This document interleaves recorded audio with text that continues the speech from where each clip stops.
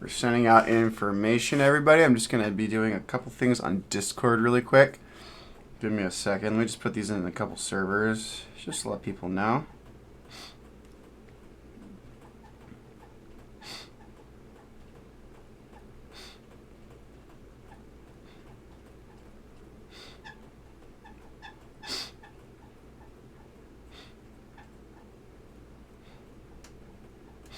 Alright, give me a second, friends. We're just putting these in a couple of Discord servers just for people to know.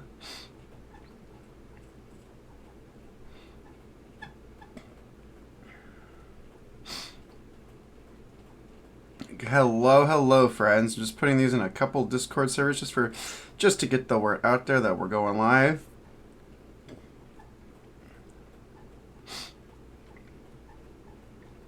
Give me a second, friends.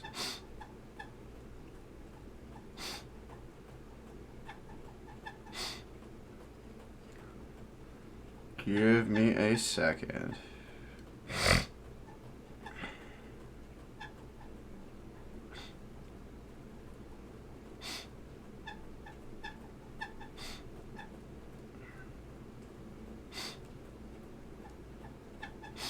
Give me a second, friends. Almost there.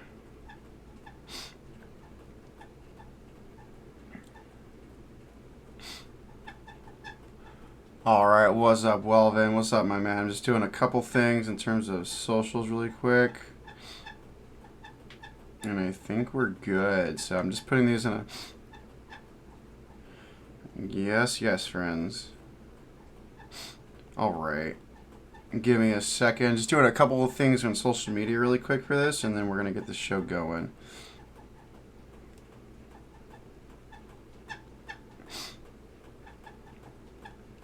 Alright, cool. Alright, friends. Alright, we're going to get this one going, everybody. So what's up, Wallet? So, we're doing something a little bit different today. So, we're doing, instead of doing Alps in a modern board, we're actually doing a keyboard restoration today, which is going to be really cool. So, we're going to be so one thing I just want to kind of do a little bit of story time before we get this one going is, again, I've been to Alps, and I actually went to Key Life this past weekend, and it's been really cool. Just kind of becoming the Alps guy online, which is kind of weird. Like, I was at Key Life, and I had a whole table with like 15 Alps builds, most of my personal builds, and then a couple client commissions that we showed off. And it was just really kind of cool seeing the positive reception leading up to Key Life. One of my main sources for for Alps switches are old keyboards, like these old Apple keyboards. And I got a big lot of Apple keyboards and just other keyboards to harvest for parts, I'd say about a month ago. And when I looked at the lot, there was, I looked at this board right here. This is an Apple standard keyboard model 0115. And I saw it, I'm like, this is so clean. It was a low serial number. On this particular one. It's in the 600,000s, and it had orange Alps, which is the most desirable switch that was in this particular model of Apple keyboard. And I'm like, I gotta save this. And I restored it, and this thing is back to restored condition. It fully works. It's the stabilizers are lubed, the PCB is cleaning up, the case is gorgeous. And I just realized, okay, well, I have to get the big brother of this board.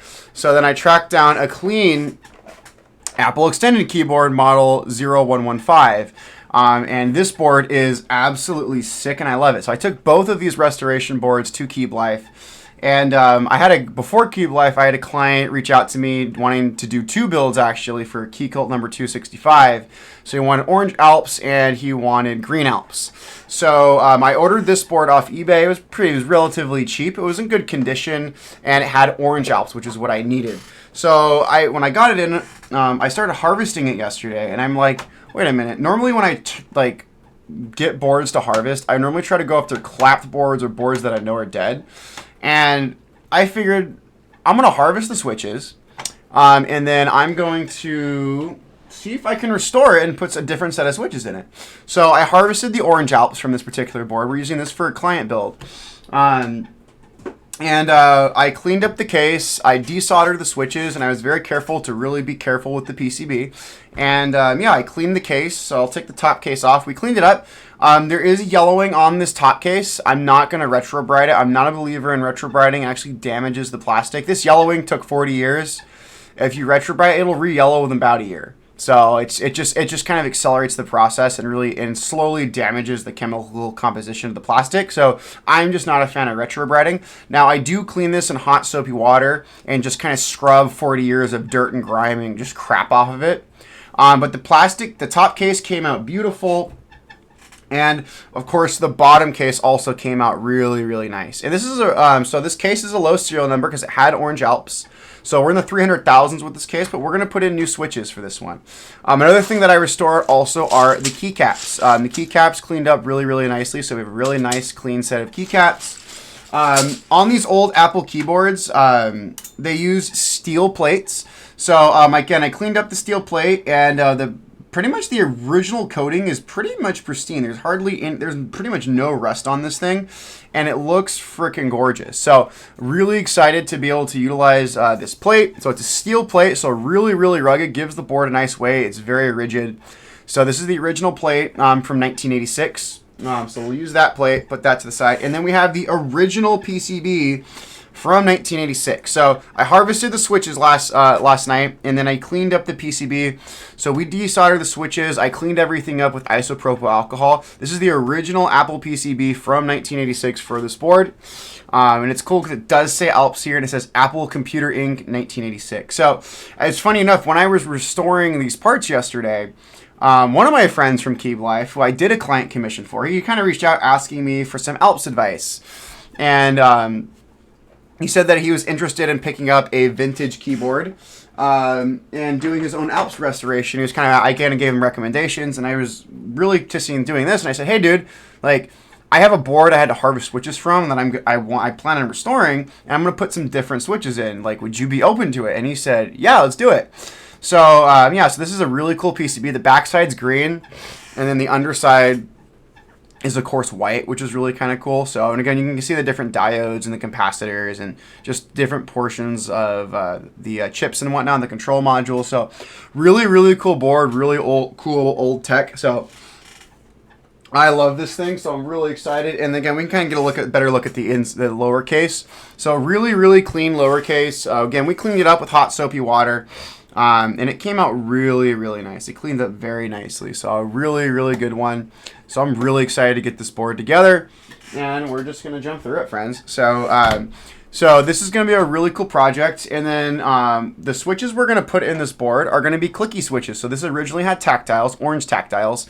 We're going with, again, Alps SKCM White Clicky switches. These are the third and final of the original clicky line from Alps. You have blue Alps, amber Alps, and then white. Then you have white Alps.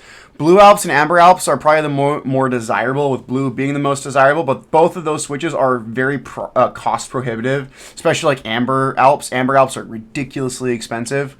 And same thing with blue Alps. Both of them are very desirable. These are really, really common Alps, and I tell people if you want a proper clicky Alps build without modding switches, white Alps are fantastic. Again, they get you like 90% of the way to the feel of blue and amber Alps without the price premium and the rarity that come with blue, with like something like blue or amber Alps. So these are really, really good switches. I did one client build last week with these particular switches, and I have one of my personal builds utilizes these switches, so that's really good. So I have a metric crap load. I actually have a board coming tomorrow that is pretty much dead, but I'm going to be harvesting a metric crap load more of these out of it. So I had a bunch of these on hand, so I just told the guy, my friend, I'm like, hey dude, are you down to have a clicky build? So these are going to sound really cool. So the first step is first, as you guys kind of know the drill if you've been watching enough of my streams, is we always start with the plate, and we're going to install our stabilizer parts and get the stabilizers all lubed up. Let me just get this little clip thing out of here just so we have full access to the plate. Give me a second, this little clip portion, there we go. Pull that off, it's just for grounding and whatnot. So here's our actual plate. Let me get our Alps pattern parts out, and we'll kind of go from there. And we'll start off with keycaps. We're using the full keycap set, so I want to pull out all of our stabilized caps. So there's that gorgeous yellowed spacebar. And really, the camera doesn't do a good job of picking it up, but again, this is nice, a nice patina yellow spacebar, which is really nice. So I'll kind of explain in a few minutes why those space bars are yellowed and made of a different plastic compared to the rest of the set. But we're really cool. But these keycaps cleaned up really nice. One thing about these old Apple keyboards, they used Apple. This is from a time when Apple made really, really good keyboards. It's really kind of sad Apple's keyboard division doesn't kind of puts out the stuff they do now. Like, I'm not an Apple hater. I mean, I have a lot. I really like Macs. I think Macs are cool. But I tell people, if you're gonna get an Apple keyboard, like something like an iMac or something like that, or like one of the Apple desktops, throw the keyboard in the trash and get yourself a proper keyboard. Even if it's a freaking membrane, it'll be better than the crap that comes in the box with the Macintosh computers today. So it's just they're just not good. These Alps, when Apple was making keyboards with Alps, those are the best keyboards Apple has ever made. And it's like hands down, like this M0116 or my personal AEK or this one right here, best keyboards bar none. And Apple made keyboards with Alps for a few years. There's several different models that came with original Alps, which are fantastic. Any of the Apple keyboards from the 80s and 90s that came with Alps switches are absolutely fantastic. And if you're into like vintage Apple stuff, like those things are awesome. So we have our stabilized keycaps right here. So one thing about the keycaps, these original Macintosh keycaps on these boards are fantastic. Like most of the keycap set is made of dye sublime double shot PBT. So these are really thick, very high quality keycaps. These keycaps are 40 years old, and they still feel and look fantastic. These were very high quality keycaps, and I love doing builds with these, whether it's putting these into like a modern 60% board or doing like a keyboard restoration. What's up, Epic? So these are really fantastic keycaps. Now, one thing about these, there's just a little bit of science and history. One of the questions I often get is why are they using this plastic that yellows? So one thing about these older boards is, again, the cases, like this the top and bottom case are made out of ABS plastic. And that ABS plastic, just a lot of the old computers and keyboards from the 80s and 90s have yellowed plastic. Again, there's something with the chemical composition. We don't exactly know what exactly causes it, but we think it's something with the particular chemical makeup of ABS plastic from the 80s and 90s that when exposed to like light, whether it's like light from the ceiling or the sun, it yellowed the plastic over time. ABS today really doesn't have that issue. The technology and the chemistry has gotten a lot better. But that's really what causes the yellowing. And that's why I'm really anti-retrobrighting. Retrobrighting looks great. Again, it makes it a little bit better.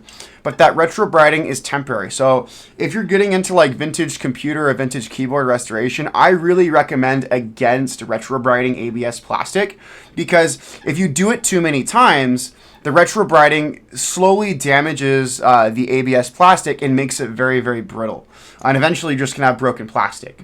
So that's kind of a problem. So I personally am fine with the yellowing. The yellowing, I think, is part of the character and the charm of these old vintage boards and these old vintage computers. Now, what I do recommend with the plastic is, like any of the plastic components, whether it's ABS or PBT, is to soak it in hot soapy water for like an hour or two. And that breaks down a lot of the dust, the dirt, the grime, and other crap that is accumulated. Because a lot of these old vintage keyboards and computers, they are workhorses of their day. They were used and abused. They were never meant to be saved, even though they were built so well. So that's what I really recommend is you can clean off all the dirt and grime, but like don't use something like Retrobrite because it's going to damage the plastic over time. Another thing about this yellowing took 40 years. If you Retrobrite something, it probably will re-yellow within a year. So it just further accelerates the chemical process of the yellowing. So I just don't think it's worth it. So it's just part of the patina. But another reason too is part of the reason they made these bigger parts out of ABS is the injection molding technology with PBT wasn't good. They didn't have the ability to make very large parts out of PBT plastic. So the ABS injection molding technology was much better to produce big pieces. So that's why your space bars and your cases were made out of ABS plastic, and then your 2U and your smaller keycaps were made out of PBT. And PBT does not yellow over the decades, so which is really kind of cool. But now our injection molding technology is a lot better. So again, you can make our injection molding process and just the PBT chemistry is a lot better in our modern day, where you can have whole keycap sets, including space bars and like cases made out of PBT plastic, which is really nice. So that's just a little kind of history lesson as to why they were using ABS. So we got our stabilized keycaps, folks. So I want to get out. Let me put the plate to the side. God, this thing is heavy. It's freaking steel, man. That's heavy gauge steel right there. So we're gonna pull out our stabilizer parts, and we're gonna get some of our stabilizer parts put together. So we're looking for these brown stabilizer clips. So we're gonna look for our stabilizer clips. So we have 6 keycaps, so we need 12 of these brown stabilizer clips. So that's mainly what we're looking for. So we're looking for 6 of these. So I mean 12. So I got 3 right there. Let's get the rest of them. 7, 8, that's 10. I need 2 more. Come on, come on. There we go. Cool. No, I don't need that one. Make sure these are all the same. Hold it. It's the wrong one. Give me a second to make sure we got them all. So, yeah, really cool history lesson, folks. But again, I really love working with Alps. Like, it's such a fun experience working with these old keyboards and working with these old switches. The thing that's just kind of amazing is this is 40-year-old tech that still works, which is amazing. It's just kind of a testament to the engineering and how these things were made back in the day. I mean, the fact that we have a 40-year-old PCB and these 40-year-old switches is crazy. I mean, 39 years old. I mean, this board and switches were made in 1986. But the fact that they're like still working is just like a testament to that old technology. So that's really kind of cool. And this board, by the time we're done with it, this board's going to work for another 40 years, which is going to be really awesome. So my friend Epic Fax Cubes is on here on stream. So we're doing this board for him. He's local to me here in Southern California, Los Angeles area. So we're doing this really cool retro build for him. And it's going to be a fully restored board. Again, minus non-retro brighting thing, which will be really good. So we have 8. We need 11 of these little clip thingies. That's the wrong one. That is, yeah, let's not use that one. That was a little gunked up. So it's going to be a lot of fun. So we have 10 and then 11. Perfect. All right, we'll put our little wires away, and then we'll get our actual wires out. Yeah. Oh, yeah, dude. It's a fun key. I mean, this is a fun keyboard. I mean, these old Apple I love vintage tech. I'm not more, like, really into, like, the vintage. I really don't care for the vintage computer side. I know there's a whole vintage computer scene. Like, that's not really for me, but the keyboard stuff, awesome. Like, I'll do the keyboards because, like, the thing that's weird is, like, these old, for the most part, outside of, like, the novelty and the people who are just doing, like, the preservation of the technology history, vintage computers really aren't for me. Because for the most part, most of them, very few of them really still work. And it's just obsolete technology outside of the novelty of, like, hey, this is awesome. But the keyboards, are still going strong. Like, there are people who daily drive, like, IBM Model Ms, like, in Model S. So, like, that's the thing that's cool. The keyboards and the peripherals that came with these computers still freaking work, for the most part. Like, there are still motherboards you can buy today that come with PS2 ports, so you can use, like, Model Ms, which is just kind of crazy to me. So that's really awesome. Like, you can still, like, the fact that a lot of this tech is still supported is just an amazing testament to that old tech. So that's the thing that's kind of cool. So that's why the keyboard, like the vintage keyboards, fascinate me way more because we're able to use them. What's up, nah? So that's, I think, is like really cool. It's like this old vintage tech that just still works. Like, that's the really cool part about this. And again, this keyboard it's gonna work for another freaking 40 years, which is awesome. So that's what's gonna be really cool about this board. And I'll kind of explain a little bit more about the history of this board and whatnot, and what makes it so interesting and why it's so beloved. Because the thing that's just weird with Alps, like, I got into Alps earlier in 2025, but here's the thing that's just kind of crazy and just kind of sad. Like, Alps boards are pretty affordable and plentiful. The thing that's just sad is the vast majority of Alps keyboards from back in the day were destroyed. Like, vast majority of them were. Because, like, back in the day in the 80s and 90s and, like, early 2000s, when people were moving away from, like, mechanical keyboards, no one really thought to save these damn things. Like, so the keyboards that you see on, like, eBay, or if you go to keyboard meets or within, like, vintage computing circles, those are just the ones people happen to save. I'd say, like, 60 to 70% of these keyboards were destroyed and just sent to the e-waste pile and sent to the dump. So that's the really kind of sad and unfortunate thing, is a lot of this stuff just does not survive.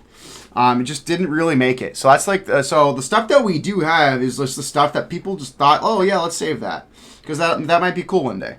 So that's like the really kind of unfortunate and kind of sad thing, is the vast majority of this tech was destroyed. That's just kind of the sad thing. I'm just making sure I got my wires, so I need 5 of these buggers. So that's just kind of the crazy and just kind of sad part with this old tech. is, again, that's why like I'm trying to stock up. Whenever I see good deals on like Alps stuff, I'm just gonna buy it. You never know. I could find someone else in the community who could use it, or if I want to do a restoration or harvest parts, like it's just going to be really cool. Like the fact that I'm more comfortable like restoring boards, this opens up new opportunities because I've primarily been focusing on like harvesting Alps switches and moving them into modern keyboards. But the fact that I can correctly do like an Alps board restoration is pretty cool.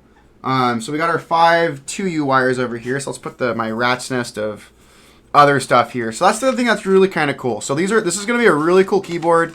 And one thing also cool about Alps is most of my like modern keyboards are in like metal cases. One thing about Alps is the switches sound really rich and really full in these old keyboard cases. Most of these keyboard cases were made out of like some type of polymer, most likely ABS cases. But one thing about these cases, I can just kind of show you all my side profile here. These cases there's a lot of empty space within these old keyboard cases. So with that empty space, there's a lot of opportunity for resonance within these particular keyboards, which is really awesome. So so like my 2 restoration boards have Orange Alps, and I do have a modern keyboard that I put Orange Alps in, and they sound very different from like my modern board that has Orange Alps. So that's one thing that's just really kind of cool with these old boards, is being able to kind of have that really nice resonance and that really nice sound with these older boards. So that's a really just kind of nice little touch that we can do with these boards. So it's going to be a really awesome experience, and again, to be able to bring this board like back to life and have it operating and feeling like it did back in the 1980s is going to be really cool. And I'll tell you one thing. I went to Keep Life here in Los Angeles over the weekend, and it's one of the biggest keyboard meetups in the world, particularly here in the United States. And it was really cool. Like I took like 15 Alps builds, and I had a whole table set up where people could like try my Alps builds, and of course I took my 2 restored Apple keyboards. And I loved seeing people like type on my modern boards, which was really cool. But honestly, I'll tell you, my favorite thing was seeing when people saw my 2 restored Apple keyboards. It was really cool seeing people who were a little older, like people who were like Gen Xers or people who grew up in the 80s, like getting nostalgic and like starry-eyed seeing these keyboards. Like this particular keyboard right here, the AEK, is like a lot of people who like maybe grew up in the 80s or grew up in the 90s, if they were using a Macintosh, they were probably using one of these keyboards. So being able to see them get like nostalgic and taking them back to a time when they were younger, or maybe when they were a kid or when they were in college, and just hearing that feel and that distinct sound of this keyboard was so cool. I love seeing people's reactions to the old Apple keyboards. Like they're really cool. And again, like I think old Apple stuff is really cool. I mean, I'm a kid. Like I remember being a kid using the old iMac G3s. Those were like the transparent, colorful iMacs they brought back in the late '90s, early 2000s. Like I grew up on those things, and those things are awesome. I would love to like get one of those and maybe restore them one day. It's just like for a vintage computer project of like the computer that I grew up with when I was a kid. So that was really kind of cool. So we have all of our parts. So I'm gonna bring my plate back out. And we're going to start just kind of working with all these parts. So there we go. We'll move our clips over here. We'll put those on the keycaps. I want to get these clips installed into the actual plate itself so we can hold our wires down. It's just going to make life a little bit easier as we get going. So this is a really good board. So one thing about these old Apple keyboards, they're built like tanks. They're extremely well built. That's the one thing that's just amazing about these old Apple keyboards. Like, they were built to last, and they were built to basically be indestructible. That's kind of the cool thing about these old Apple keyboards. Even this one, like, so this one right here, the smaller one, that's my m0115. That was like air quotes your budget keyboard, which is just kind of, if you can believe that. And the Apple extended keyboard was like your more add-on, more premium. You paid extra to get the full size, which is pretty interesting. But I mean, that's just kind of what Apple. That's just kind of Apple being Apple. They still do that crap today, which is pretty interesting. But yeah, it's a really cool opportunity, and I think that's kind of crazy. For the most part, the layout of Apple keyboards has not changed. If you look, I crap on like the keyboards that Apple produces today, but the keyboards that Apple produces today use this same freaking layout for the most part, which is really cool. So that's something that's just kind of really awesome with these old Macintosh keyboards. So it's just a little piece of history, and it'll be really kind of cool getting this thing to work again. I was testing the PCB out last night, and it was working and doing what it's supposed to, which is really cool. So it'll be really nice giving this little piece of history some new life, and then getting it to a home where it's going to be very much used and appreciated, which is going to be really nice. So we're just putting these clips in, and it's going to be really cool. But yeah, old vintage Apple stuff I absolutely love. It's just a fun time. Like, they're just such cool keyboards, and it's just kind of cool. It was just very much a different time in terms of the world of computing, so which is really cool. And again, like, this very much was the predecessor of like stuff that we use today. Like, just thinking about like that old technology, like the people in the world of technology in the 80s were very much pushing the boundaries, and like the trailblazers giving us the world of technology that we have today. So it's really kind of cool. I need a couple more clips for this. All right, let me get. I didn't grab enough clips. So let me grab my little clips. I need like 4 more. Where are the rest of these things? There we go. So that's just really kind of cool. So it's a lot of really fun history. Like earlier this year in June, I was up in Silicon Valley for the Metallica concert, and I had an extra day to just kind of hang around. So I got to go to the Computer History Museum in Silicon Valley, and it was absolutely amazing. I mean, if you're a tech geek, like if you're ever in Silicon Valley, please go visit the Computer History Museum in Silicon Valley. It is amazing. Like, it's just so cool. Like, they have like everything imaginable, from like old vintage IBM stuff going back to like the 1930s, like OG IBM stuff, like computers, like analog computers. It's really, really cool. Like, they have a computer at the Computer History Museum that they restored, and it's an IBM computer from the 1960s, and it literally takes up an entire room. It's like the size of a house, like a small house. It's crazy. So like, if you're ever up in Silicon Valley, folks, like, definitely go check out the Computer History Museum. It's like $20 to go, and it's completely worth it. Like, it's super cool. They just did a big vintage computer fair last month. I wish I could have gone up for it. But it's cool too, because a lot of people who like work there are all volunteers, and a lot of them have worked in tech. Like, the room with the big like IBM computer, it's run by people who used to work at IBM back in the day, which I think is just badass and like super, super cool. And that computer, they said they found in like Germany, and they said it was like never used, and it took a team of like retired IBM engineers like 5 years to restore the damn thing. But the thing is, they were successful, and it works. Like, that's what's like so mind blowing about old tech like that. It freaking works still. Like, for the most part, as long as you like maintain it and whatnot, like, the stuff works, which is so cool to me. Just making sure I got the smaller clips here. I just want to grab another one of these keycaps. I just want to put a stabilizer on it. Yeah, but Epic Facts Keep, if you're ever up in Silicon Valley, yeah, definitely check out the Computer History Museum. Definitely worth it as just a nerd or someone who just loves tech or just history in general. Like, it's not just computers. They also have a whole section for like video games and like the software side. So like, there's a whole section on like vintage video games too, because like that is computing for the most part. So that's like really cool too, being able to like see that stuff in action. Like, they have like old like Atari 2600s and like the original Pong and whatnot. So it's really cool being able to see just all that stuff in action and see it still work, which is just kind of remarkable to me, seeing that stuff. So I'm just gonna. Okay, we're not putting those clips in, so I'm just going to put that caps lock to the side. Give me a second. I got to pull out a couple clips here because we're not using them. So, yeah, but definitely, it's really cool seeing this. And again, like, for me, like, I love vintage computer stuff. Like, just marveling at it. I got to go by, like, Steve Jobs' parents' house that they used. Like, they started Apple back in the day, which was really kind of cool. And the Computer History Museum, which was really awesome, they had an original Apple I computer. What's up, Omni? So they had an original Apple I computer at the Computer History Museum, and it was signed by Steve Wozniak, which is super cool. And the Apple I computer, computer's worth over $1 million. Like, they only made like 600 of them, and I think there's only about, I think, less than 30 in existence that still survive. And I think even less of those 30, it's only like probably like a handful of them that actually work, which is pretty interesting. So that's really, really cool, seeing that old, just like vintage stuff. Because like, I don't know, the Apple I, like, that's like what started it all, like, pretty much. Like, that's really what's kind of pioneered the age of like personal computing. Like, I mean, say what you want about Apple, but like, really in the 70s when they were trying to get like like Apple off the ground, like most computers were not for like home use. They were so freaking expensive. Like a computer in the 70s might have cost you like $10,000. Like the average person could not have afforded that. So like Steve Jobs and Steve Wozniak wanted to bring computers into the home where like it could be easily accessible and usable to your average person. That's something that's just like really remarkable about what they did back in the day. I really admire that level of engineering and just like pioneering of what they were doing back in the day.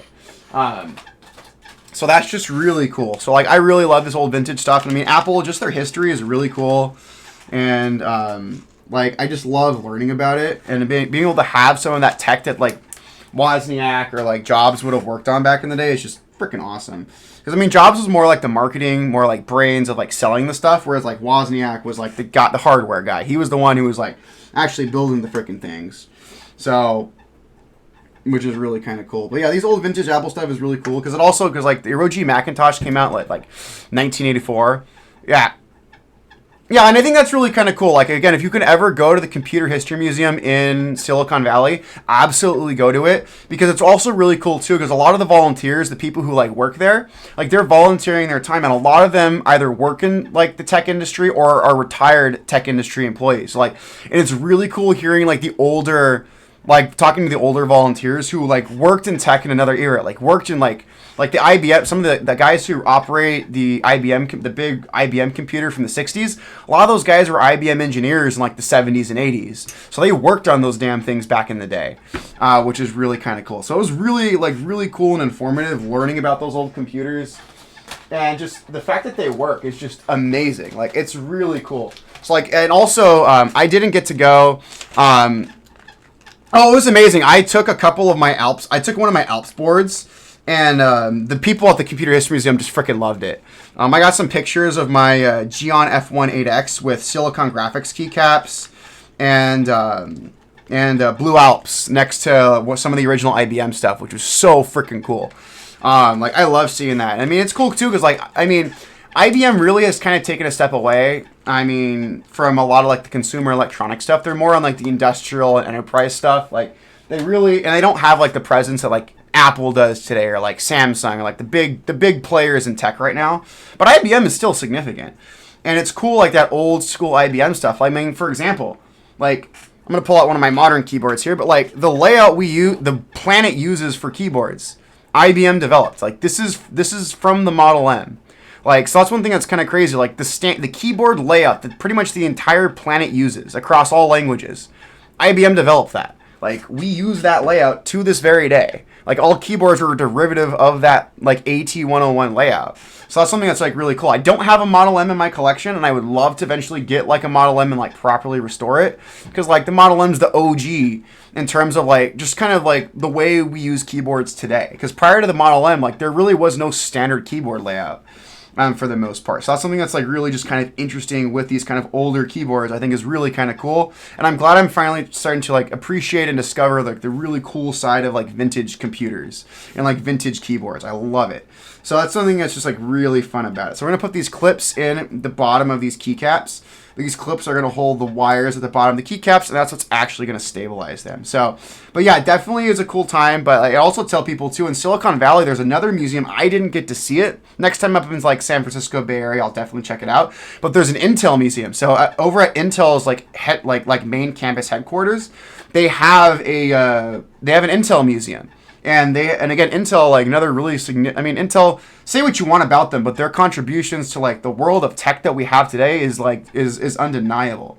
And it's really, I really wanted to go to their museum, but it just didn't work out, unfortunately. Unfortunately, I didn't get to the opportunity to go to the Intel museum. Sadly, I was really, really looking forward to it, but it didn't work out because it was closed the day I was available up there.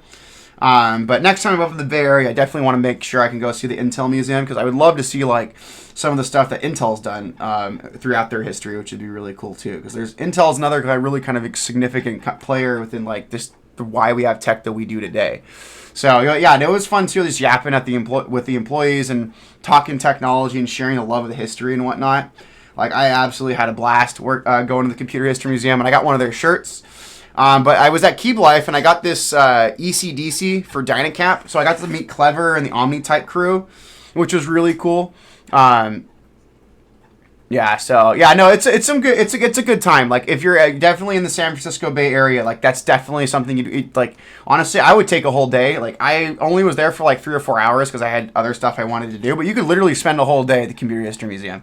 Like, there's so much crap. There's just so much cool stuff there.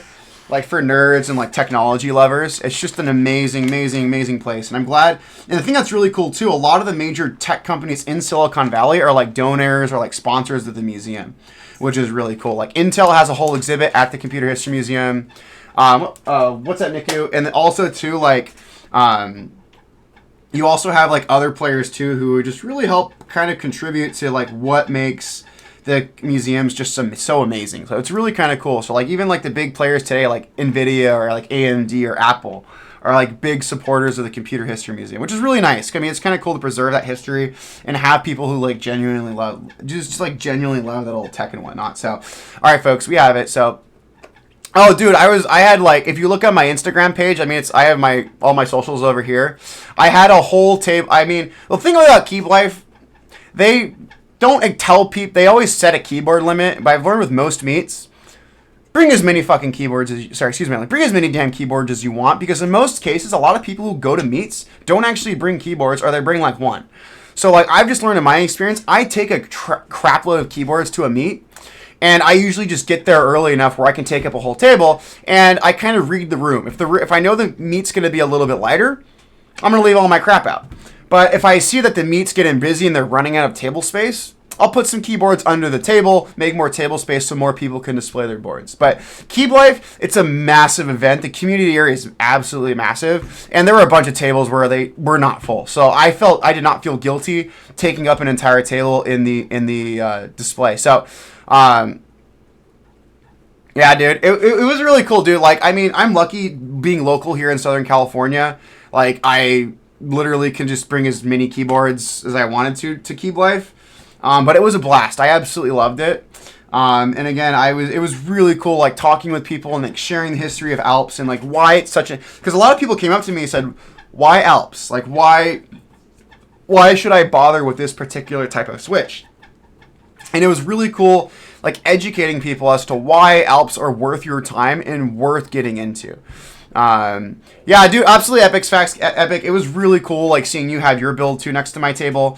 But it was also really cool because I'll tell you, like, I had a bunch of people who were like major players in the industry come by. Like, I had Captain I took a couple of my builds over to show Captain Sterling, who was at the meet. Teja came by my table. I also had like Frank Anamushi, who's the guy who runs Keep Life, come by, and that was awesome. And it was really cool. And also I had Norbauer come by. So Norbauer was there. There was a guy a couple tables over from me who has like almost he has a massive Norbauer collection. Like, he has like like at least one of every single Norbauer board that's ever been released. So like, big money. Like, he had a Seneca and other like really high end like Topre stuff. And it was really cool kind of seeing his stuff on display. And I brought him over, and he just thought my collection was awesome. So I was telling him, like, dude, your Topre collection is awesome. He said, dude, your Alps collection is awesome. So it was just kind of crazy.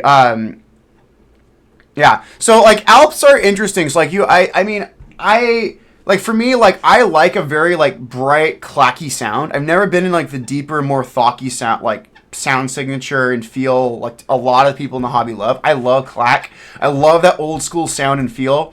And I've always, like, even before I got into Alps, I loved clacky boards, and I loved boards that had like a vintage retro aesthetic. So like, it kind of was a natural progression.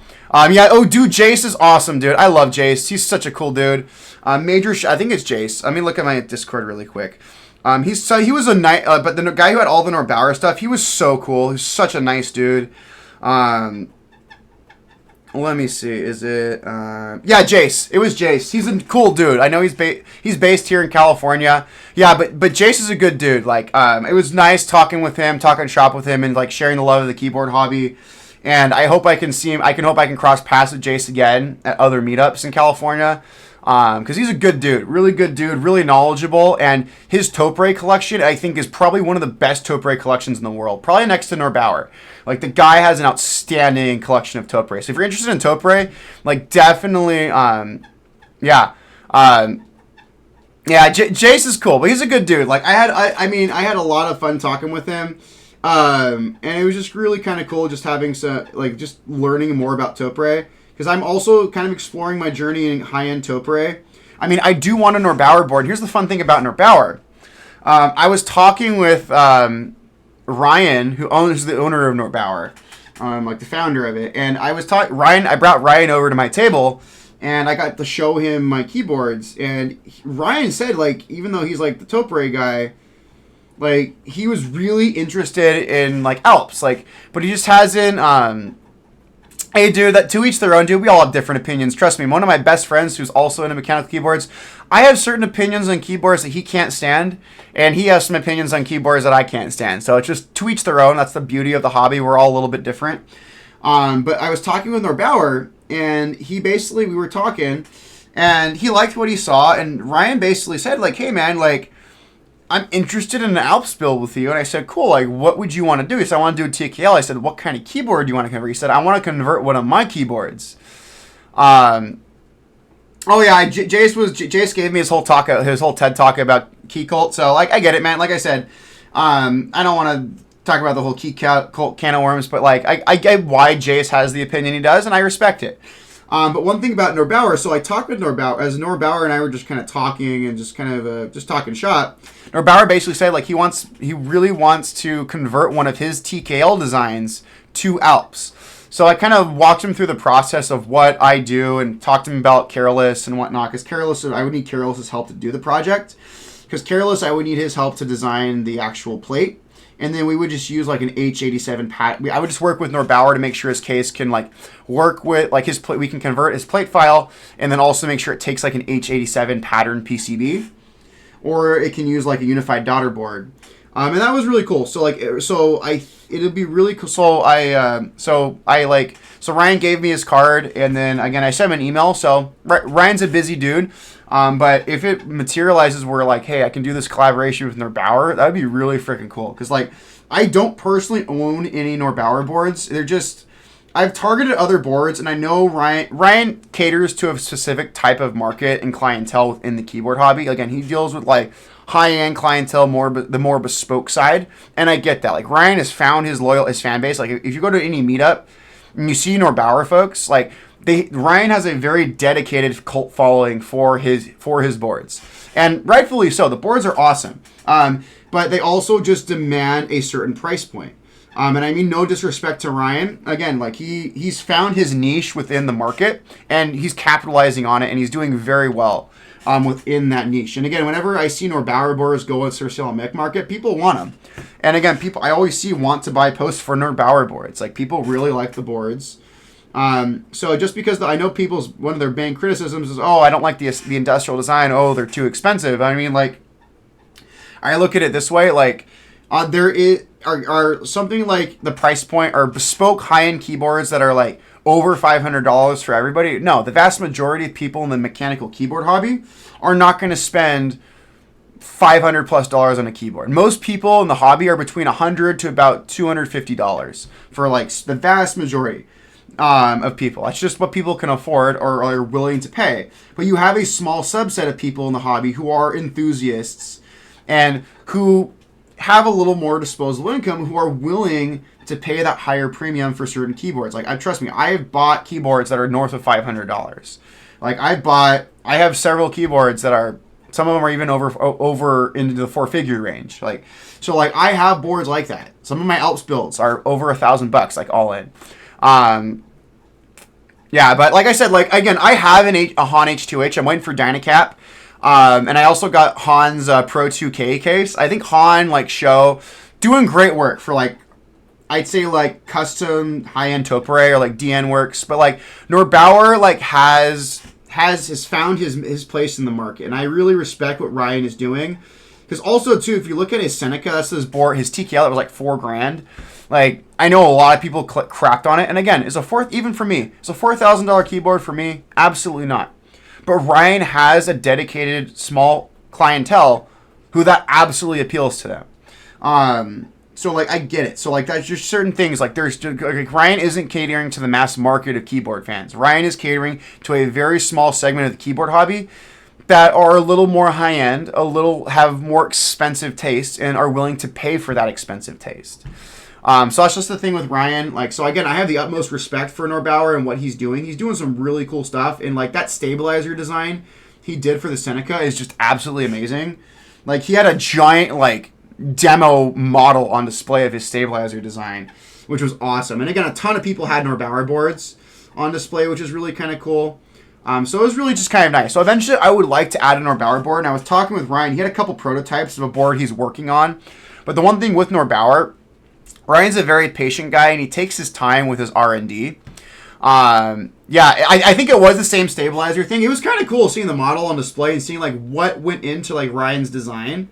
Because I think it's a really ingenious design what Ryan was able to do with it. So I thought that was really, really cool.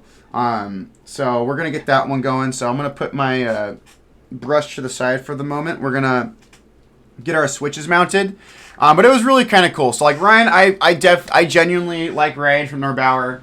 And it was just kind of fun talking with the guy. And kind of meeting the man who like I only heard stories about. And it's kind of cool. Like, he is based here in SoCal, which is really kind of nice. Based here in LA, which is really nice. So, all right. So, cool. So, I'm just getting out a special key switch for this one. Let me get a little rag, wipe this one down, because our caps lock's going to be different. So, we're using White Clicky Alps, which is really kind of cool. Yeah, Ryan's a good dude. I mean, overall, I think Ryan's doing some good work. So, I like Norbauer. And again, I just think like people like Ryan or like other people really kind of pushing the boundaries. Yeah. I mean, yeah, it's really interesting. So like, I think it's, again, like I said with Ryan, like, and just Norbauer stuff. Is it for everybody? Absolutely not. And again, are there good custom Topiary aftermarket Topiary cases for a lot less than Norbauer? Absolutely. Like show cases, like Han cases are awesome. But again, Norbauer has kind of found a very specific clientele within the market that really appeals to him, and he's really just kind of catering to that very specific like group of people in the market. And again, there's nothing wrong with that.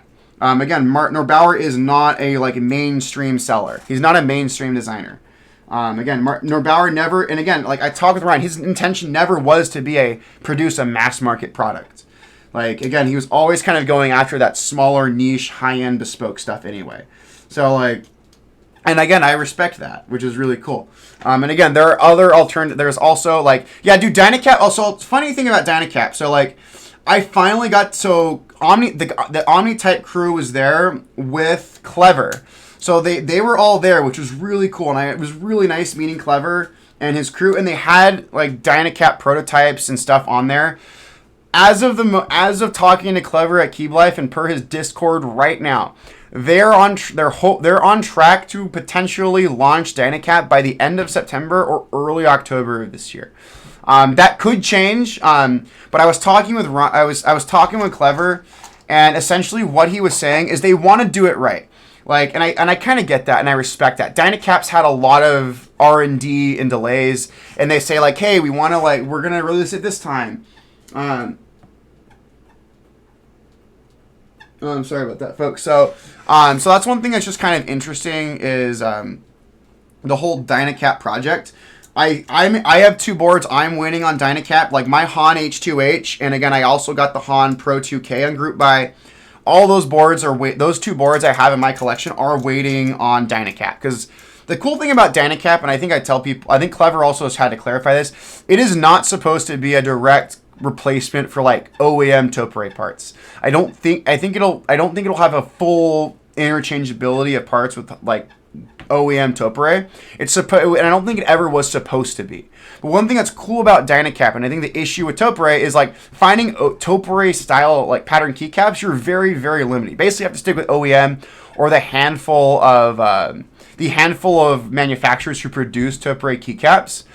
But some people created sliders in Topiary that support Cherry MX keycaps. The problem is there's a lot of interference, specifically with like GMK, which GMK is probably your most popular keycap manufacturer. And a lot of people want to use GMK, myself included. And I think Clever really they spent a lot of time developing the stabilizers and developing a housing and slider that would basically allow full Cherry MX keycap compatibility within electrocapacitive and Topre style keyboards. And the samples I tried, I think they're going to be successful. I think this is going to be finally the project that is going to bring Topre to the masses and bring it to the mainstream. I think that's going to be really, really cool. DCS is awesome. I love DCS, Signature Plastics. They do great work. I'm a GMK snob, but I have some DCS sets. I love them both. But I think that's the really kind of cool thing is you're going to have full keycap compatibility with pretty much every major profile in Cherry MX and also manufacturer. That's going to be the really cool thing. Again, the project was specifically made to try to allow proper use with GMK, but it'll work with pretty much every single one. So that's what's going to be really cool. So I'm really excited for Dynacap. I'm planning on picking up 2 Dynacap keycap sets for my HHKBs on launch day. And I know they're also targeting a very affordable price point. That's another big thing Clever was talking about. He wants to make the kit as affordable as possible. Because again, the kit's mostly injection molded plastic, so that's not really expensive. So I think Clever's, targeting, depending on the kit size, I think just under $100 and just over $100, depending on the size of the kit, which is going to be really cool. They're also going to have different rubber dome weights, so you can kind of dial in what weight you want. Do you want heavier domes? Do you want lighter domes? And they're also going to have a ton of different layouts supported as well, which I think is going to be really cool. I think they're going to do 60%, 65s, and then TKLs, I think, at launch. And I know they're also going to sell individual parts. So if you just want the sliders, if you just want individual parts, you can also buy those as well. So I think that's going to be really, really cool. And Omnitype also is really great. They're also going to make a plate maker. And I know the Dynacap's going to be compatible with OEM PCBs and also aftermarket PCBs like Sipulit, which will be really cool. So that's really going to be awesome. The Dynacap project is one I am genuinely excited for, and I'm really looking forward to how they do it. So I think this is going to finally be the project to bring, Cherry MX to the mainstream, and I am all for it. It's going to be amazing. So that's just going to be so sick. So, yeah, Dynacap's going to be super sick. So I think it's going to be really cool. And I'm glad Clever is kind of taking the time. So I think also, too, with Topre, you basically have the same sound profile, but a distinct feel. Yeah. Oh, yeah, sorry. Cherry MX. Sorry, man. I'm mixing up my stuff. So, but I think it's going to be a good time. Overall, it's just going to be really cool. Hello? Hold on. Give me a second. What's up?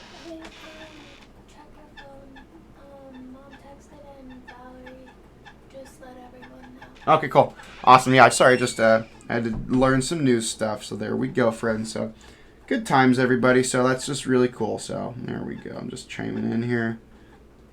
Cool. Got that one. Yeah, we're also lubing these stabs, making sure everything feels good and sounds good. So, because one thing with Alps stabilizers too, they can be really rattly. So yeah, but I think it's going to be a good time. And Omnitype, they're a really fun crew. It's also fun meeting the Omnitype crew. And at their booth, they had Captain Sterling there. For those of you who may not know, Captain Sterling is a really cool content creator, kind of in the vein of someone like Alex Odos. So it was really nice talking to Captain Sterling. I got to show him some of my Alps builds, and he really liked it, which was super cool. So that was just a fun opportunity. So I'm really hyped for Dynacap, and I genuinely believe in what Clever and the crew at Omnitype are doing over there for it. Cool. So one thing about this too, Epic, if you're on here, my man. So the only switch that's going to be different from your clickies is going to be your caps lock. So on these old Apple keyboards, they use an Alps lock switch.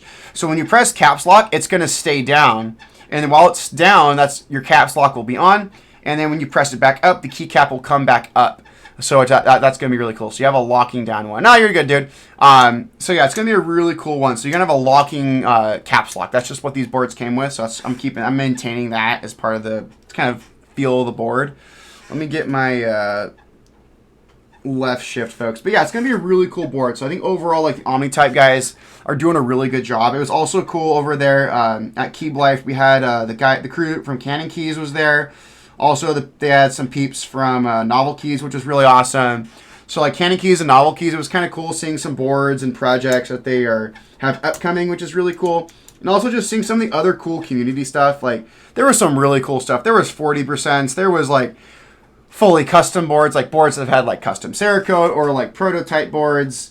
Like there was everyone in between. You had also boards that are like way more common or more budget, which was really cool. And it was just really kind of nice seeing a little bit of everything from like the uber high end stuff to like the stuff that's super common and super accessible and affordable.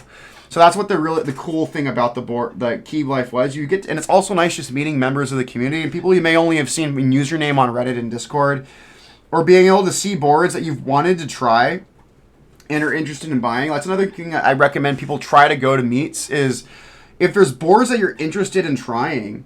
Like keyboard meets are the best way, are really great because you can potentially find the board you're interested in purchasing and you can pick the board up, you can type on it, you can feel it and see like, hey, is this board for me? Because like watching like sound tests or video reviews on YouTube only goes so far. Like there's just something really special about being able to try the board in hand and like try it for yourself and see how it sounds, see how it feels, and also be able to talk to like the person who owns the keyboard. That was just like really, really cool. So that was really awesome. So it was really cool being able to see those, which was just really, really nice. So we're getting this one going. There we go. Getting this left shift on here. Let's get it mounted. There we go.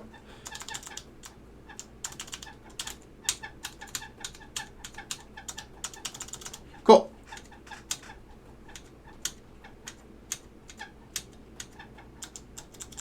Cool. Awesome. Those are good. Awesome. Those two are good. Let's move over to our backspace. Perfect. So this is a really cool board. So I'm looking forward to working with this particular board and just getting this one over to the client. So this is a really cool board. Again, we're doing a restoration project on this one, which is really cool. So those maybe tune in a little later.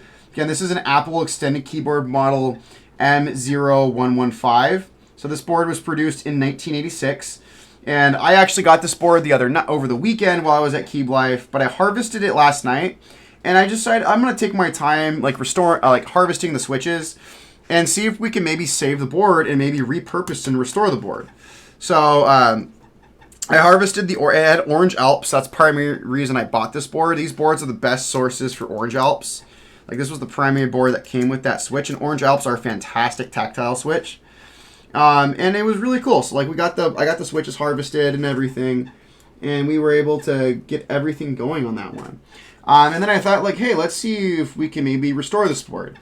So I reached, and Epic happened to be texting me. All right, dude, Epic, you can watch the VOD will be on YouTube, man. So if you want to watch it at a later date, go for it, my man.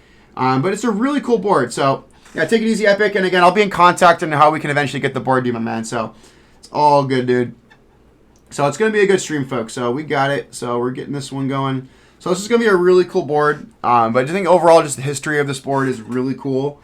And I really just enjoy working with it. It's like a fantastic, fantastic board to work with. And I love these old Apple keyboards. They're of the vintage retro boards. They're probably my favorite. And the thing that's nice, if you're interested in getting one of these, they're pretty affordable. Like you can find working ones or ones that can be easily cleaned for like less than $100. And these boards are pretty easy to restore and clean up. Most of the time, the plastic just needs to be rinsed off, and they just need a little bit of TLC, and these boards will be back to a working condition, which is really nice. So that's the really nice thing about these old Apple keyboards is they're pretty easy to restore, which is good for the most part. So we're going to get this backspace on here, get those ones mounted.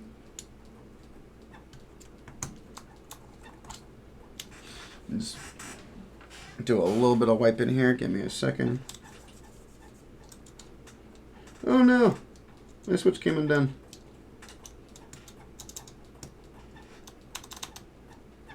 There we go. Cool. I'm going to put some switches up here at the top just to kind of hold stuff in. There we go. Just going to put some of the Estra right here just so we can kind of hold some stuff up. There we go. Just hold everything up. There we go. Just going to kind of support stuff as we get that going. There we go. That's a little bit better. Cool. All right, friends. So got that one all supported. So that one's looking good. Awesome. Let's just get that cleaned up. Cool. All right. Now, this is going to sound so good with clickies. So, all right, let's get our big right shift in here.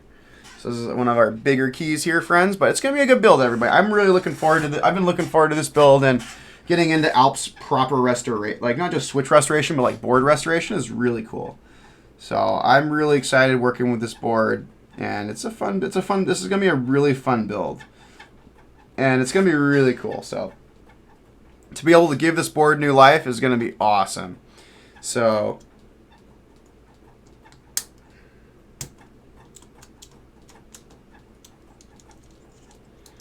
just making sure everything's good. Got that clip right there. Perfect. Let's get our wire here.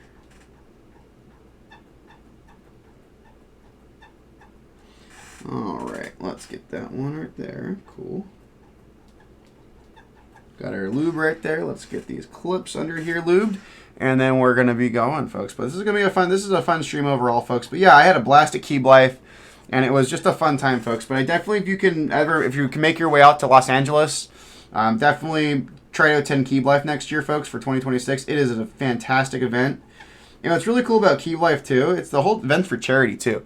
It's like all the money that's raised at Key Life goes to charity, which is really nice. So it's a nice, you're going there to enjoy the keyboard community and like see some awesome boards on display and talk to people in the hobby. But you're also there for a good cause, which is really nice. So that's really, really cool. So all right, let's get this one on here. Let's get this big shift here.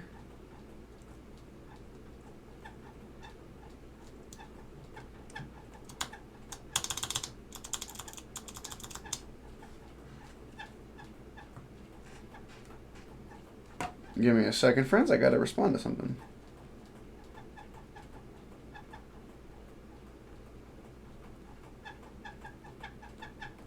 Cool. All right, friends. So we got that one. So let's wipe off a little bit of lube right here. Just any excess lube we got right there. Perfect. Yep. Drop the keycap down there. Perfect. Let's keep it going. All right, we're going to put our enter here. So let's get another wire for that. Perfect. Let's get this bar lubed up, folks, and then we're gonna almost there, folks. We got, again, this is a full size, so we got a full set of stabs we gotta do on this board. So just taking our time on this one today. So really kind of enjoying learning a little bit about the history, folks. So all right, what's up, Elquan? So what's up, my man? So we're just having fun here on stream doing an Alps restoration today. So we're restoring an Apple extended keyboard model M0115, which is really cool. Really cool keyboard. We're restoring it for someone here in the local LA keyboard community, which is really awesome. So we're having fun with this board today. So that's going to be really cool. So we're just getting this board all restored up. So we're lubing the stabilizers right now. So this board originally came with orange tactile Alps. I had to harvest the orange tactile Alps, so we're putting white clicky Alps in this board. So this is going to, actually, I've never heard Apple keycaps with clicky switches, so this is going to sound, this PBT is going to sound awesome with clickies. And I'll be completely honest, clicky Alps are probably my favorite. I mean, blue Alps are like my bar none my favorite. The thing with blue Alps, they're a little rarer, and they're pretty expensive for what they are. So like white Alps are a great alternative because you get the feel and sound of blue Alps for not the blue Alps premium, which is really nice. And also, I just have a metric shitload of white Alps on hand, so this kind of worked out. So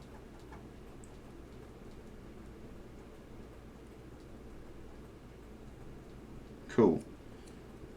All right, so let's just get this one in.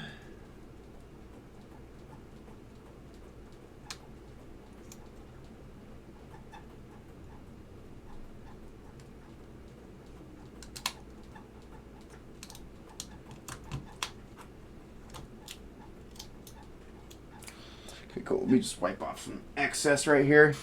Just want to get any excess lube off of here just to make sure everything's nice and clean. Cool.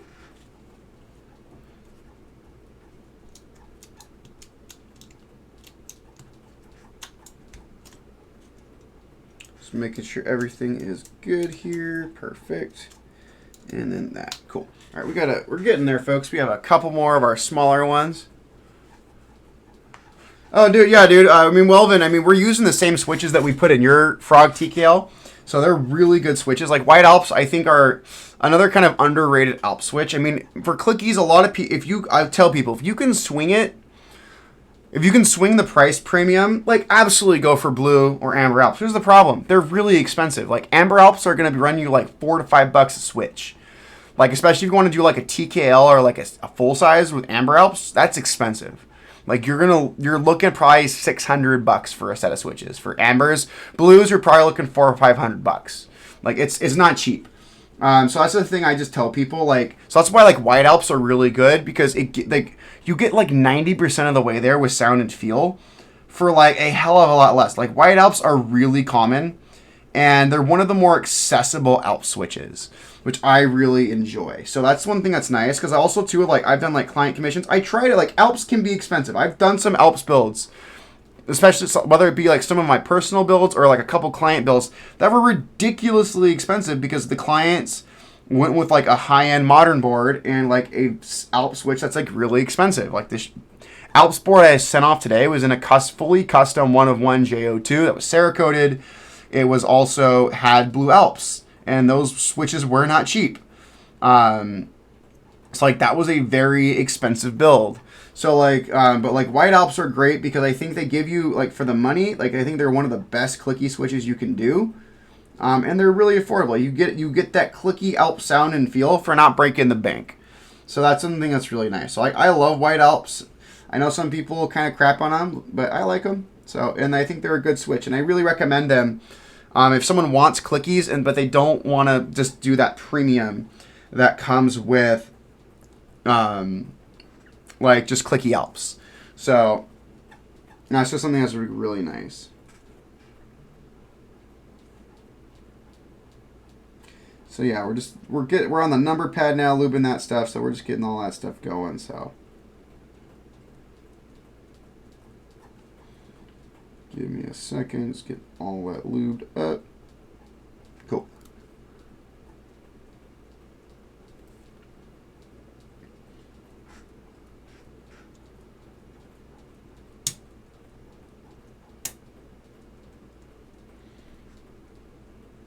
So yeah, I think it's really cool. But yeah, like just going back to it, like folks, like Keep Life, loved it. Well then I really wish you could have gone to Keep Life, dude. I would love to have met you face to face, my man. But hopefully we can get you at Keep Life next year, or maybe if Keep Life does like another like smaller meetup throughout the year, we can definitely get you and some other peeps there because those meets are so much fun. I love it. I've gone to a few meets this year. I went to the Divinity one back in June. I did a couple mini meets with like USC's keyboard club, which was really nice. So a lot of fun times. Like there's a lot of really good. I mean, thankfully, like here in what the hell.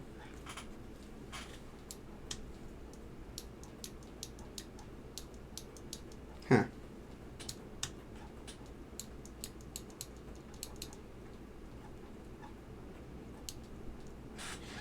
Give me a second, friends. Have an issue with this stabilizer. What's up with that? Ah, that's why. I didn't clip it right.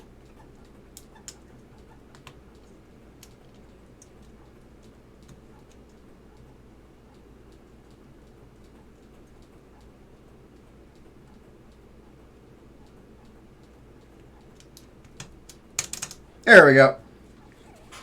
All right.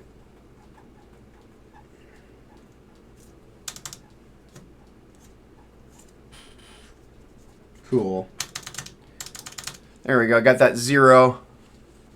Yeah, dude, it's a good one. It's a good meet. Like, yeah, dude, I wish you could have gone, man. We can get you at one later this year. That'd be awesome. So it's a good time. And also, Welvin, I'm glad you're able to, like, those switches that kind of got messed up in transit. I'm glad you're able to resolve that. But like I said, man, I was willing to, like, have that board come back to me and get that board back to fix. So I'm glad you were able to resolve that. So the nice thing about Alps, too, they're relatively easy to work on. Like, one of the benefits I love about Alps is you can work on the switches while they're soldered into the board, which makes life like 1,000 times easier. Why is that one not clipping in? There we go.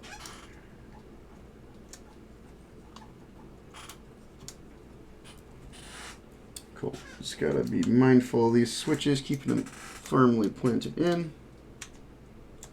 Cool. All right, let's get them in, folks. So, yeah, no, it's a good time. But yeah, these keyboard meets, definitely recommend people do them if you can.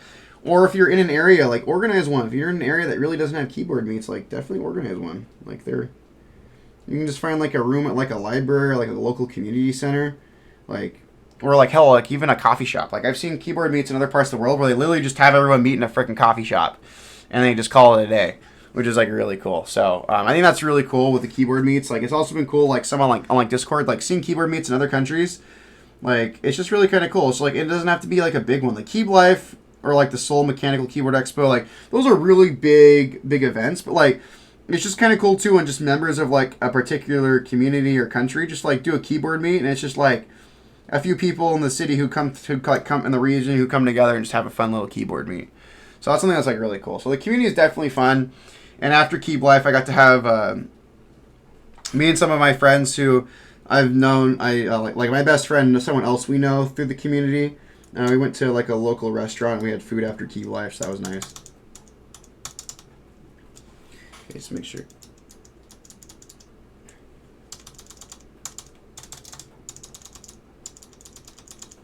Cool. Just gonna put a little more lube at the bottom of these clips right here, and then that's the one thing with Alps though. Alps pattern stabilizers are a lot of work, especially you don't want these little buggers rattling on you. So I don't like rattly stabilizers. There we go. Cool. All right, just now the big one, this freaking space bar. So that one's always fun. Oops, I forgot to get some my spacebar components. Give me a second. Where the heck did I put it? There we go. I forgot to get some spacebar components. I got to get a couple of my stabilizers for the spacebar. So let's get those out. I didn't grab those parts. So let's get those out. I've been on here for like an hour 10. I mean, most of the time I'm BSing, so it's fine.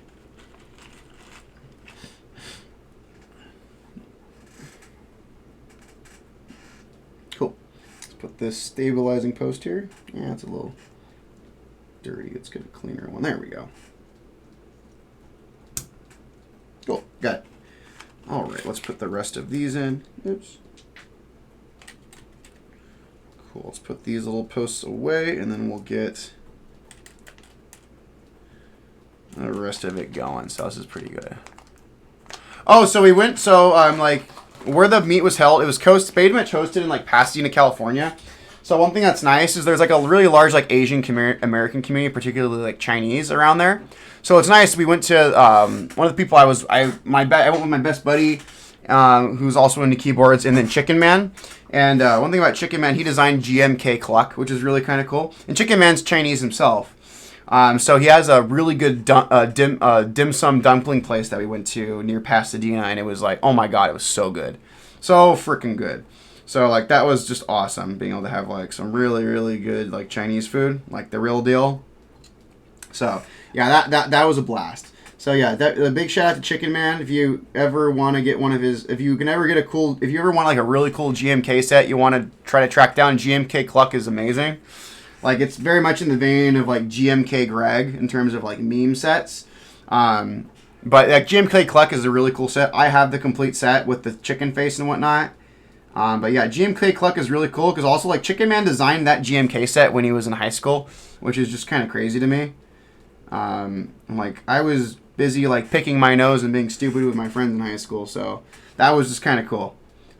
Chicken Man was like so young when he designed that set, and I bought a board off Chicken Man, and he's become a good friend of me and like my like best friend, so that's like really cool. So yeah, Chicken Man definitely a good guy within the community and the hobby. He has a really cool keyboard collection too, and he does like some amazing photography on the side, which is really awesome. So yeah, a lot of love for Chicken Man.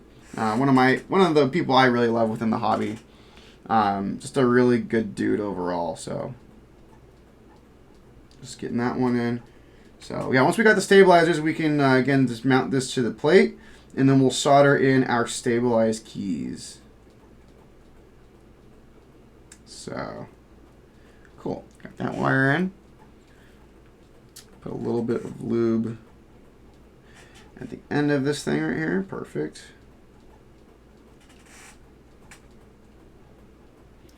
And we'll do this crazy space bar. Cool. All right, let's put this down to the side. Let's get this.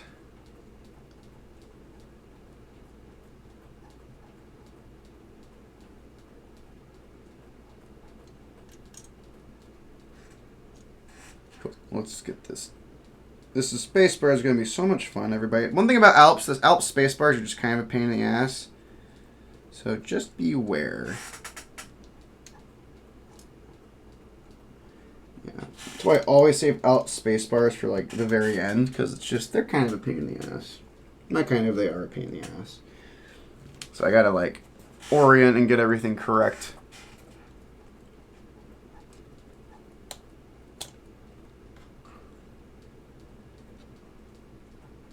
Alright, I put the clips on wrong, so I gotta pull it out. These space bars always trip me up on how the orientation of stuff goes, so let me just get this wire out of here. Okay, give me a second. I gotta reorient these clips.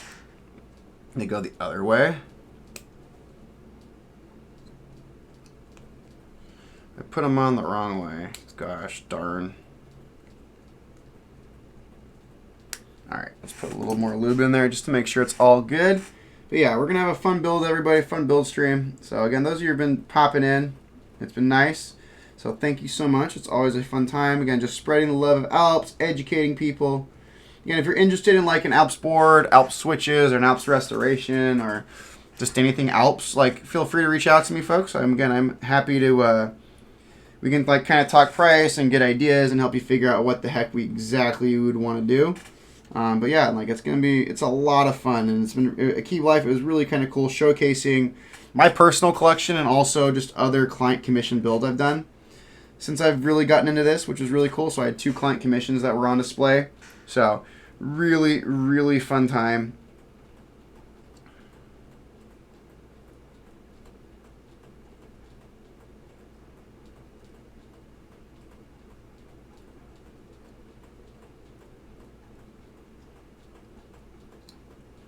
Okay, I think I'm going to have to put the wire in here.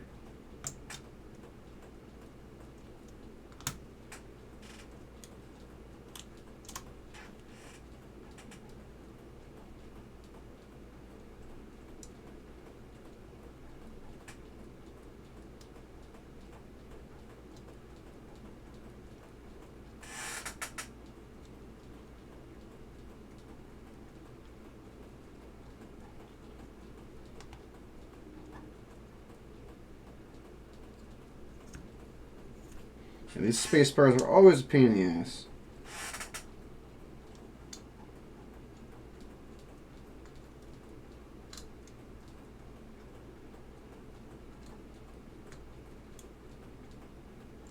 So give me a second, folks. This is just, it's very much an art getting these damn space bars in, so.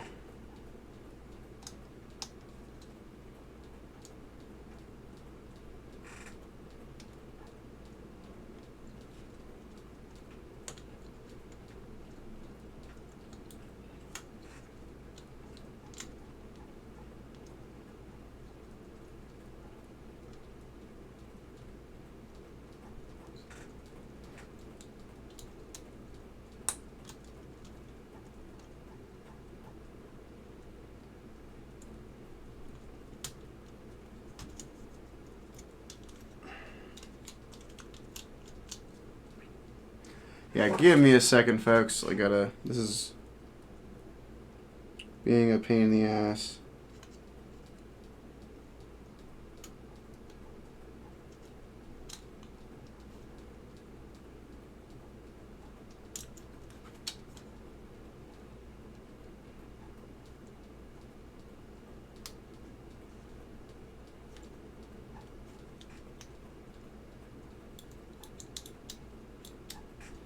Okay, what the hell? Give me a second, friends. These are always a pain in the ass, but let's figure this out.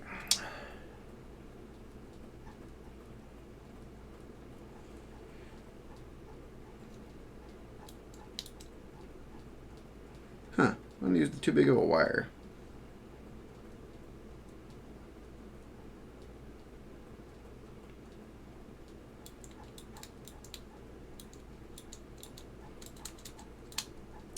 Alright, give me a second, folks. This is why we do things live on stream, because you get to see all the fun parts of the build. Oh man, fun. You get to see like the not so fun part of me screwing up. So, This might be the wrong wire. Let me see. Well, let me take a look at this. Yeah, it might be the wrong wire. So let me see really quick. Let me take a look at my spacebar wires and figure this out.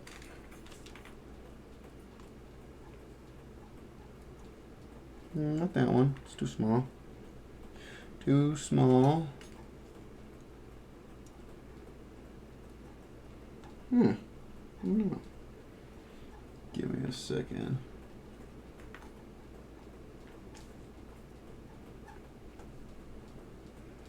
Not that one.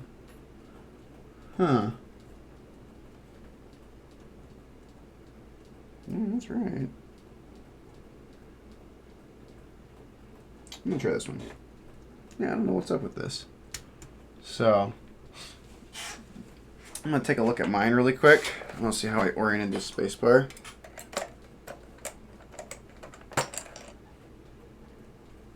I did that, but let's see. Give me a second, friends. Oh, I always forget this, but it's okay. These Apple keyboards are kind of weird, so give me a second. That's why we do these things on stream, everybody. Figure it out. So, I thought I would have figured this out already, but not really. Guess not.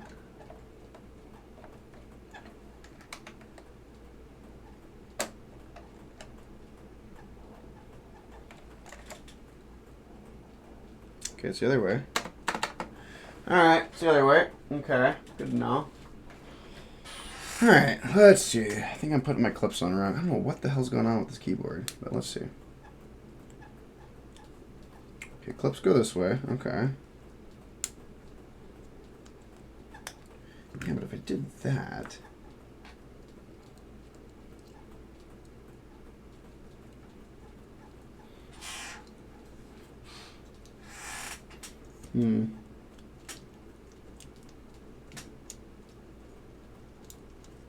Okay, yeah, but that's weird.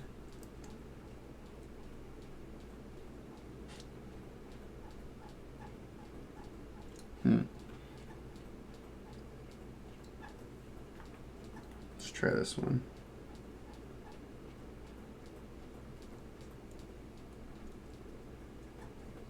Cool. I'm gonna go with this wire. I don't know what's up with it, but yeah. So, there we go. That's why we do this live on stream, because we get to have fun and we get to figure out all this crap. I mean, even as knowledgeable as I have become on Alps, I still have times where I sometimes have no idea what I'm doing. It's okay. Like I said, I never claimed to be a professional. I'm just a guy. I'm just a guy in his man cave who's dicking around with keyboards, so it's always a fun time, everybody. Always a fun time. I think we got the right one, finally. It's okay. But space-bars, Alps space-bars are always kind of weird, and these things don't come with instructions. I gotta figure it out. So, that's half the fun for me, is figuring this crap out. So, that's a good time. So, alright, we're gonna re-lube the clips and everything. Just get our lube back in there. Cool.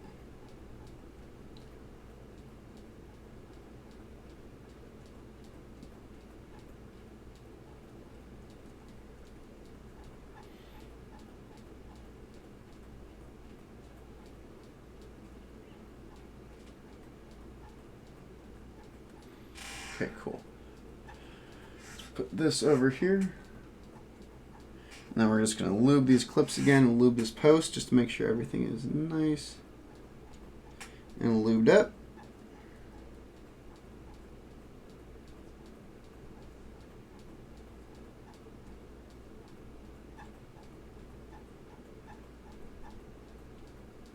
Cool. Get this little post here. Perfect. Cool. Alright, friends. Let's try this again. We should be able to get this space bar in now.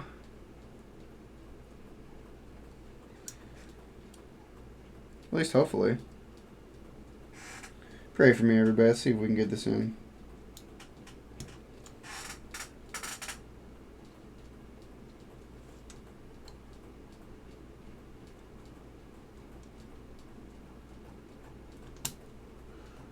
Almost there.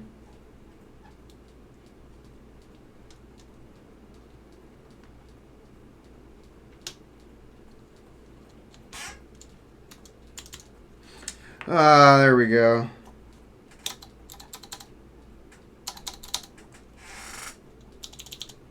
Perfect. Got that damn space bar. Lord. That took way longer than it needed to. So, it's okay.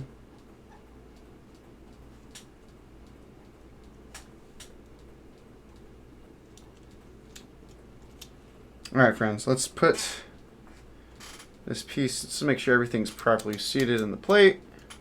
Take out these spacer ones right here. Pop these out.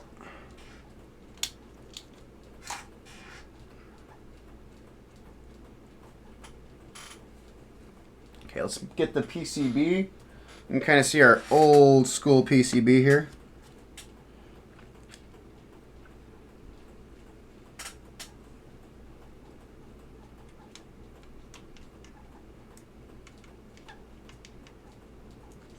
Okay, so I'm going to flip this all over. So we got everything right there, and we're going to flip this puppy over. So.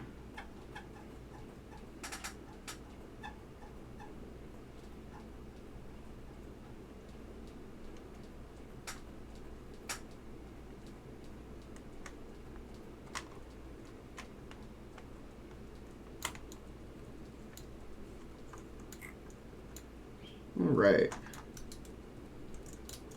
Let's make sure we have all 6 of our stabs. Yeah, we're good. Alright, folks. You just put my keycaps back on my AEK. And then let's just clean up some of these stabilizer parts really quick, and then we'll get going. We'll get soldering. And then, yeah, we're going to go through. We're going to go through and start doing this board. Lord. That was fun. So, yeah, Alps stabs, always a fun time, everybody. Always a fun time. So let's put all these space bars and crap away. So, all right, let's get all these wires put away. So, note to self, use the correct wire. So, it's okay. All right, everybody, let's get this show going. All right, let's fire up the soldering iron. Let's get that in the way. Let's get our soldering iron going. All right, let's get our soldering wick going.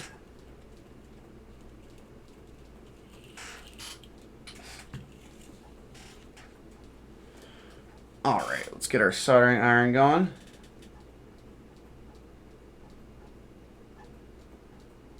Cool. All right, friends, let's get this going. So, we're gonna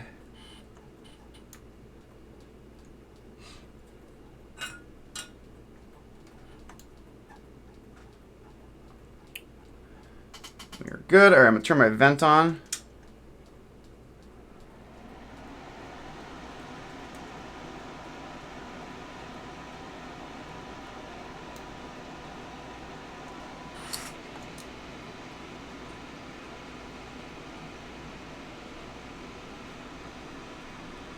Cool. Holding on.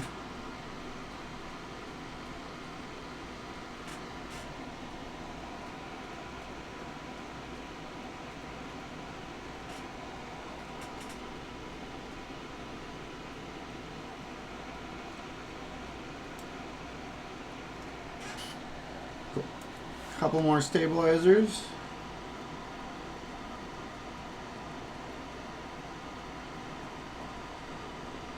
Doing these first pins just to kind of hold everything in. There we go, friends. All right. Got our soldering going. Awesome. Got our switches kind of held in place, so we're just going to kind of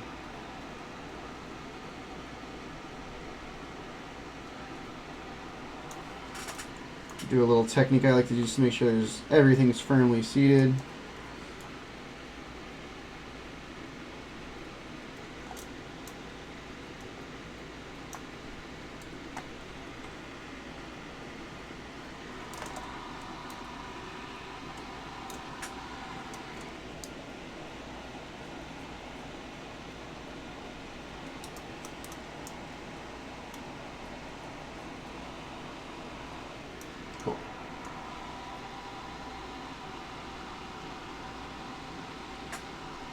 Awesome, friends.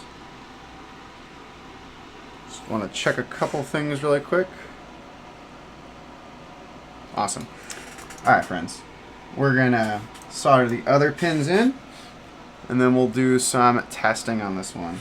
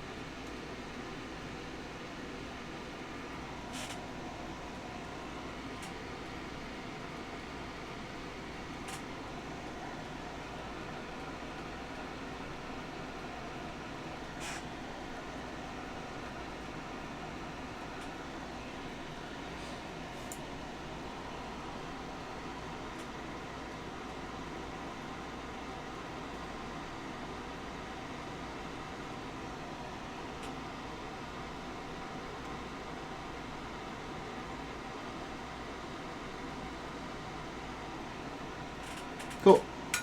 All right, we got our stabilized keycaps in. So that's awesome. Let's put this one to the side. Let's turn this around and let's see our awesome little board so far. Yeah. Flip it over, and there we go, friends. So we got our stabilized keycaps in there. And that is awesome.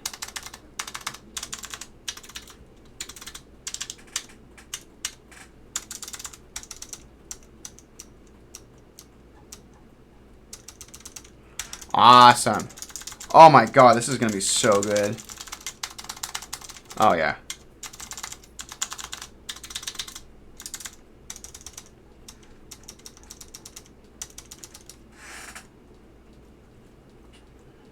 That is so good.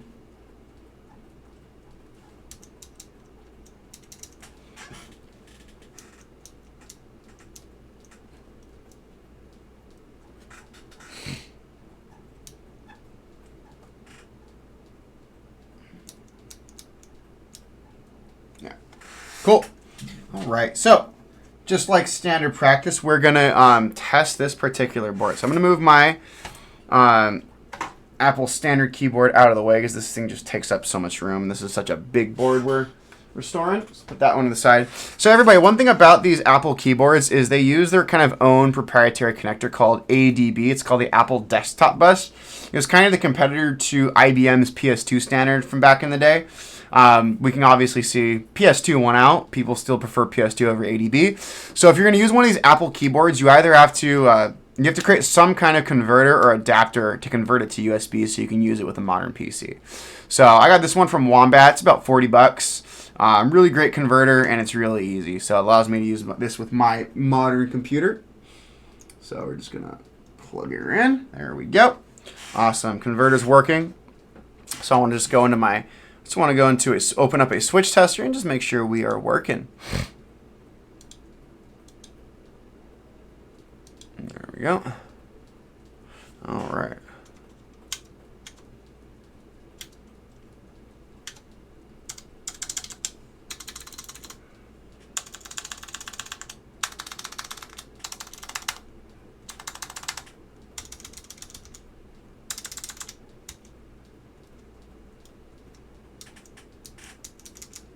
Hold up.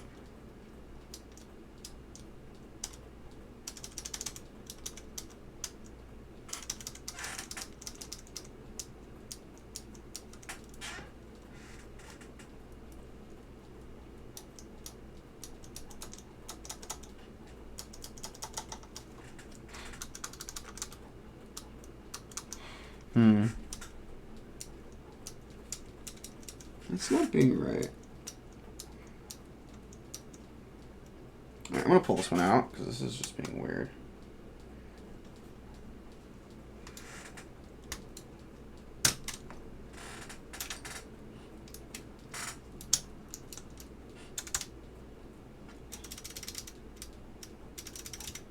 Okay, so something's What's wrong with my clips here?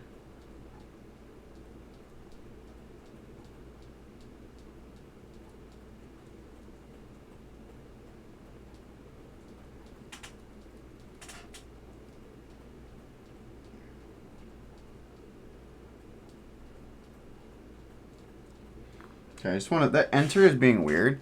So I'm going to just do a little bit of testing with this really quick. So the switch works, that's fine. But now that we're kind of mounted in, we can kind of... So this is why we do it on stream, everybody. Because we can kind of see the process and kind of see if, hey, if you try to do this yourself, this is kind of crap you'd have to deal with. So let's just get some 205G0 out. And I want to see what's up with this clip because that did not happen on mine. All right. Okay, let's put this clip back in first off.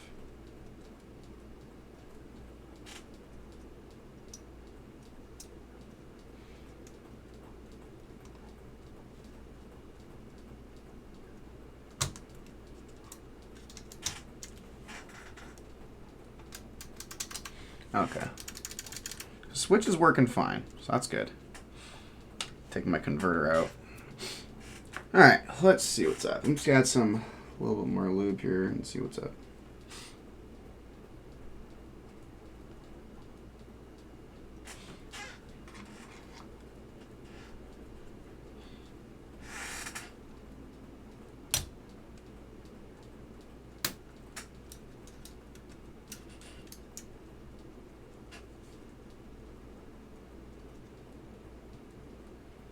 Okay, this wire isn't exactly right. So we're gonna swap this wire out. It's being a little tight.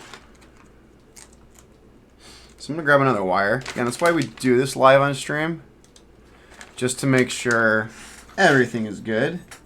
So let me grab another one of these wires. This wire is just being weird, man. It's all good. Okay, let's try this one.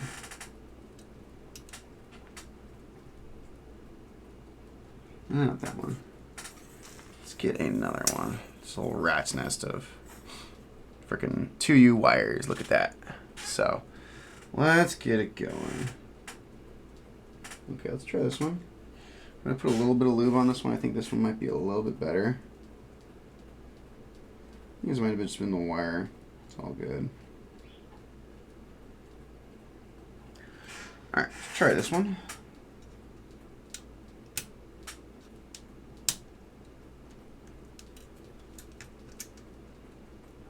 Yeah, that's a lot better. Okay.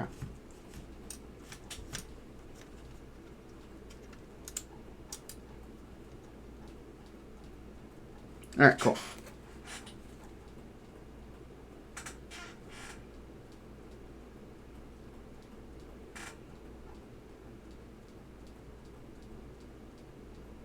Cool. All right, I think that's going to be a little bit better. So we're just going to make, again, like I said, this is a client build. So I always want to make sure it's tested, make sure that everything feels right.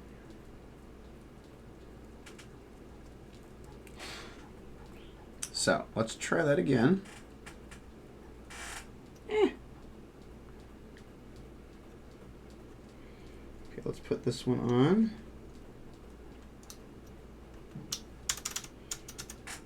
Ah, that's a lot better. Okay, I think we're good here. I think it was just a bad wire I chose. Yeah, that enter was being weird. Because, again, it's a numpad. We gotta have our enter work. Alright, let's just let's try these off. Let's put these 2U wires away. And then I want to put my my stabilizer parts away. I think we're done with stabilizers. And then we'll just retest our stab keys. So just give me a second. Let's just get these wires. Look at all these wires. Look at all of them. It's like a whole collection, everybody. So I got a whole rat's nest of these damn things.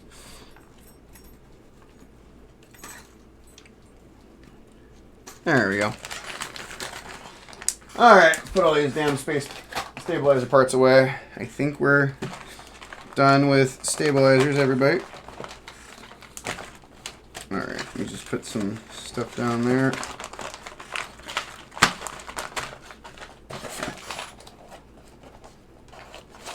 Cool. Alright, friends. That's a lot better. Alright, so open up my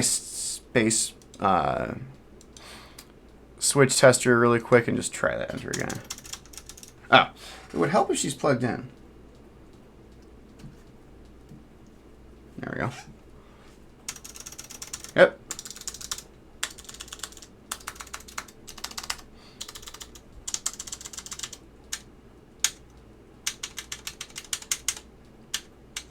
Cool. Awesome, friends. All right, we're good. I'm going to take my cable out, and we're going to flip our PCB over, and we're going to start installing our F-row really quick. I just need something to kind of stabilize this top portion, so we're going to put in our top row first. Normally I don't do the F-row. I want to do the other kind of clusters of everything. But just to make life a little bit easier, we're going to put this top row in just to kind of properly support the plate, because this is a very heavy plate. So we got a steel plate on this puppy. So I'm going to put in our F-row just in our top row just to kind of support everything. Cool. So this is going to be a really cool build, everybody. So got an hour 40 into this, which is pretty good. So we'll come over here and just get some more F-row support.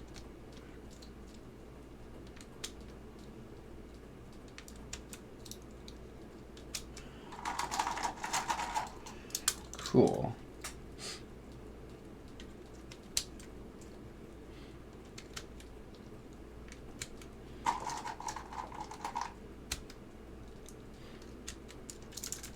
Cool. All right, we're going to do that F-row. Actually, I think I'm going to do a lot of perimeter keys really quick. So I'm just going to do perimeter keys here just to make life a little bit easier. There we go. There we go. So it's coming along, folks. I'm really excited to get this build going. And these are fully restored white Alps that I restored. So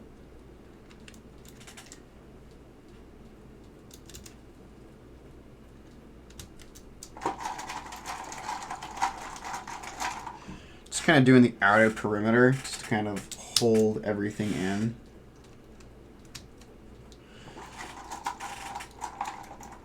So it's coming along.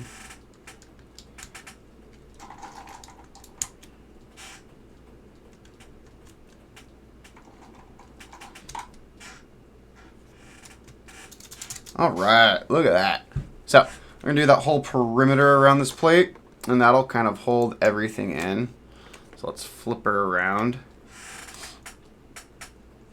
And then we'll start soldering these puppies in. So let's get my little vent going. Let's get my solder wick. And let's start putting these ones in, and then we'll test them. Let's get my little thing. Hey, I am the Keep Life Alps Table Man, alright? I take that title with pride. It's my job.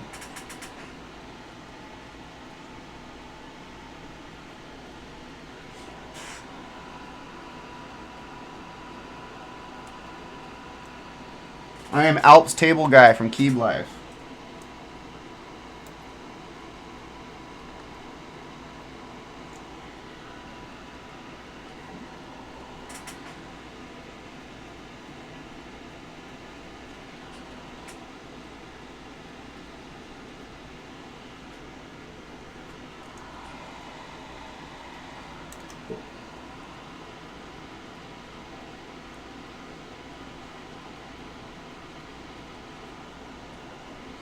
All right.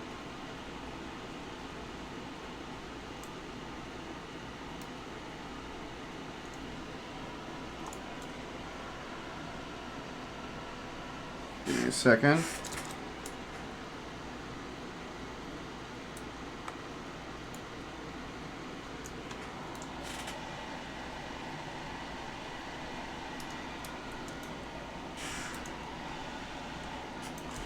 I want to make sure these are firmly seated.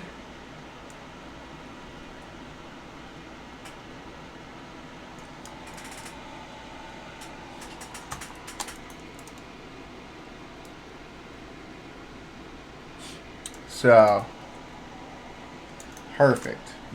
Now just making sure everything's coming along. I want to properly seat all these, make sure everything is good.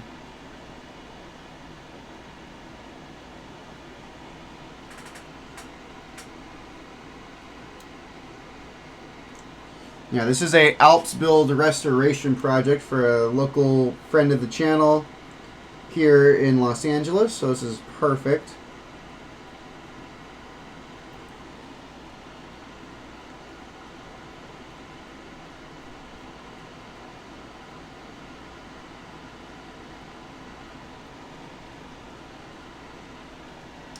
Cool. Awesome, those are good. Do that bottom row in a second.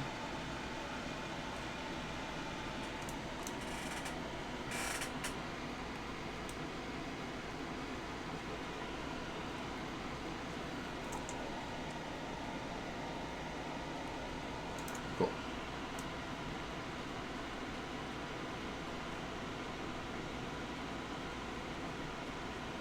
Yeah, but yeah, thanks Rooster for jumping on. So it is a good time.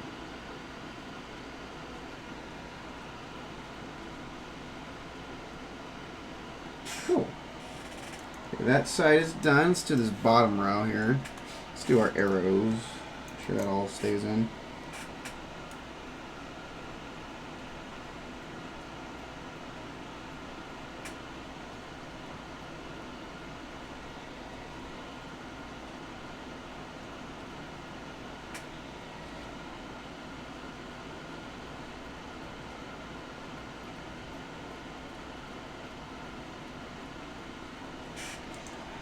Awesome.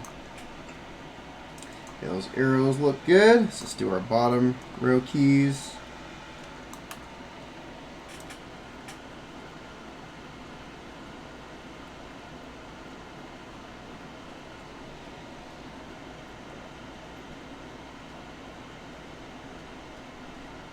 Coming along. Then we'll do our F row. And then we'll test all of these keys.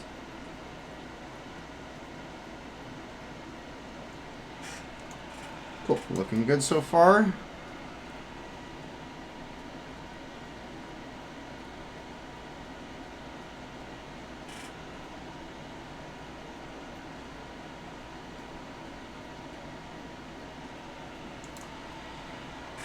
That's good to know.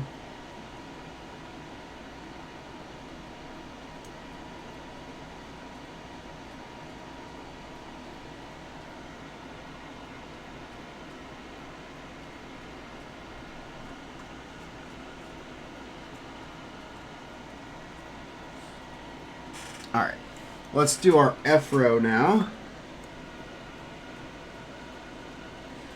We'll do kind of our middle portion first.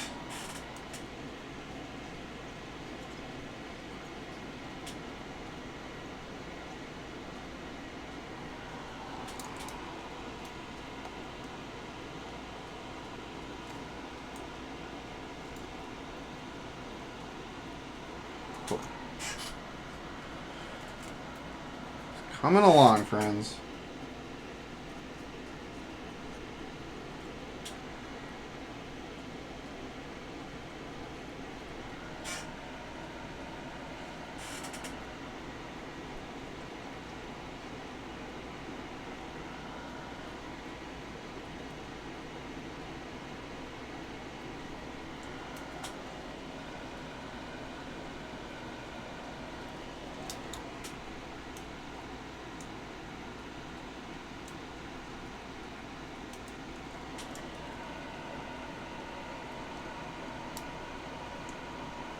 Cool.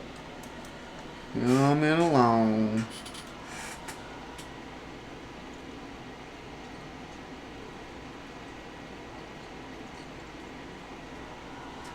Coming along. All right, Welvin, thanks, my man. Thanks, my man. We're going to be on here a while.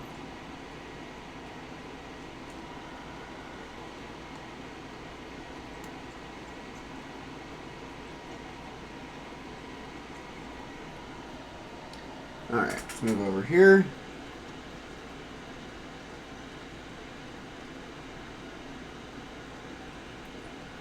Just soldering these puppies in.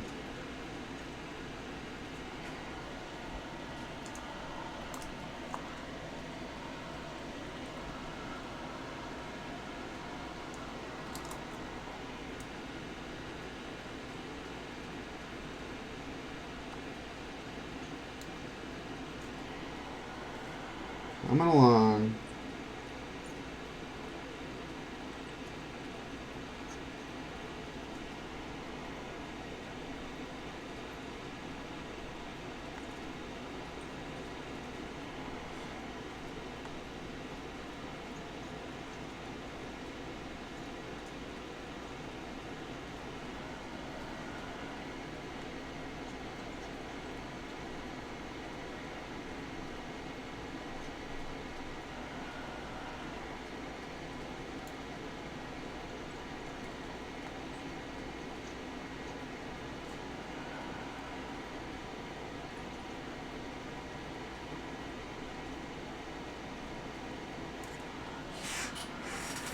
All right, friends.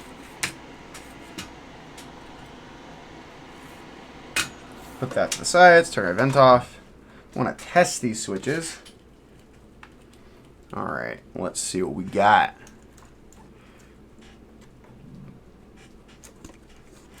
All right, let me just do a little bit of wiping off here really quick.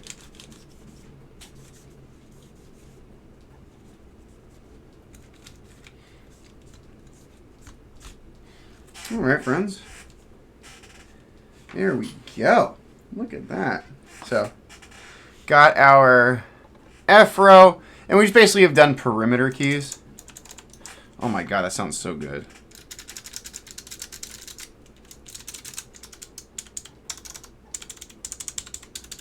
So, good stuff right there. So, all right, let's get my Apple cable. And we'll plug it in. There we go. All right, friends, let's see what we got. Let's go open up my little switch tester. And let's make sure we are looking good. No, don't want to do that. There we go. All right, friends, let's see what we got. All right, so enter is good, 0 is good. Ah, damn. That's good. Plus is good. Minus, times. That's good. All right, this arrow is being weird, so that's we gotta replace that. Control, Alt, Windows, good. Windows, Alt, Control.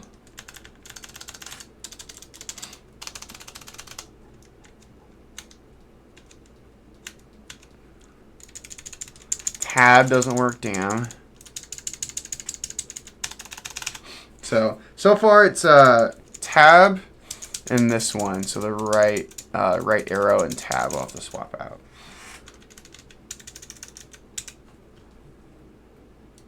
All right, those work so far. Good times.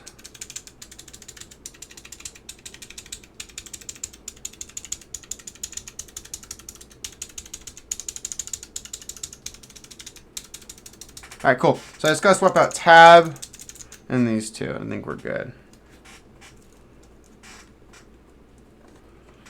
All right, cool. So this and tab. Cool. That's actually pretty good. So let's get the Hacko out. So let me grab this tool. Hacko is one of my favorite tools. It is my workhorse when it comes to working with Alps and just desoldering and everything like this. I just serviced this tool last night before I harvest this board. So let me get the Hacko fired up.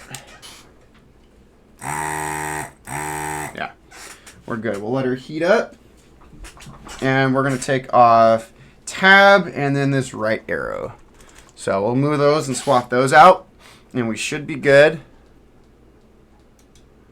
So, good times, everybody. So, good times.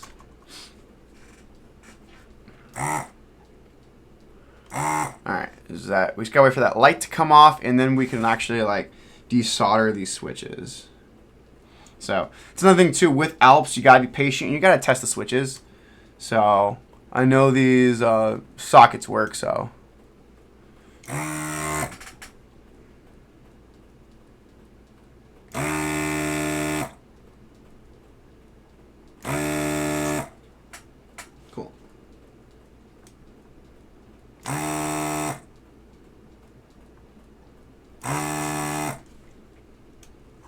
right. Cool. All right, let's get these switches out. Let me just kind of spudge them out. Okay, that one's out, and then we want to get tab out. There we go, friends. Got those switches out. Perfect. So let's put a couple new ones in. Let's put some new switches in. This is going to be so cool as a clicky build. All right, cool. Let's solder those in, and then let's see what we can do. All right, let me get my solder wick on. All right, let's get that soldering iron.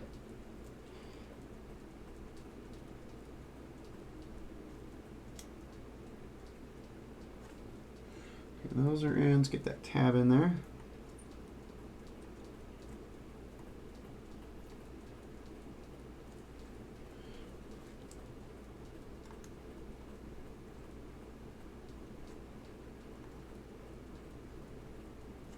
Cool. All right, let's flip this PCB over carefully, and let's try that again. So let's move this down. Let's grab my Apple cable. Let's move my Haco somewhere. There we go. And let's try this again. So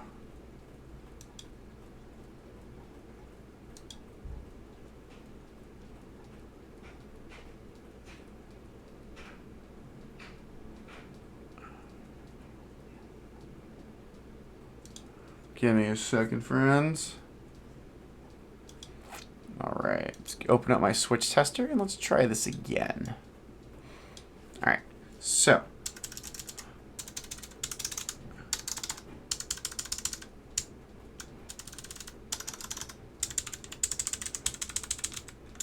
that one doesn't do anything.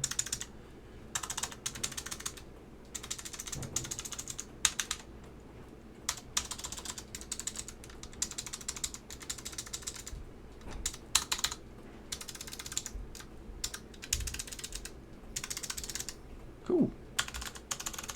All right, friends, and then yeah, we're looking good. All right, friends. So that's really good. So those are all working so far. So that's great. These are just two switches we'll put to the side, and we're gonna put our Haco to the side for right now because we're gonna keep using this tool. I'm pretty sure we'll have more faulty switches as we kind of go along. But it is coming along, folks. So we're going to put in some other switches. So we're going to kind of fill out the number pad in the navigation cluster. So that's what we're going to do next. So let's fill them in, folks. But yeah, we're going in, everybody. Look at that. This is going to be a super, super sick build once it's done. I'm really excited for Epic Facts Keys to get this one. It's going to be an awesome, awesome build, friends. So, and those of you who've popped in throughout the evening, thank you so much. I really appreciate it. It's a fun time. We're coming here to learn Alps, watch a guy build a keyboard, believe it or not. So, we're having fun today, everybody. So, perfect.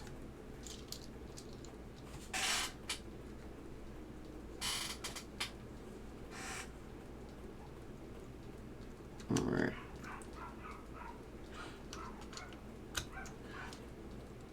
Look at that. All right, look at that. Coming along. Oh, man, that sounds so good. Oh, man, those white Alps look amazing. So,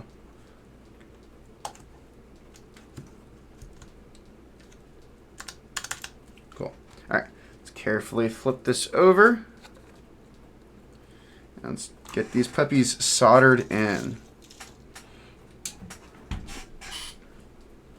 Ah, tell them I plugged the vent in. All right, folks, let's get the rest of this one in.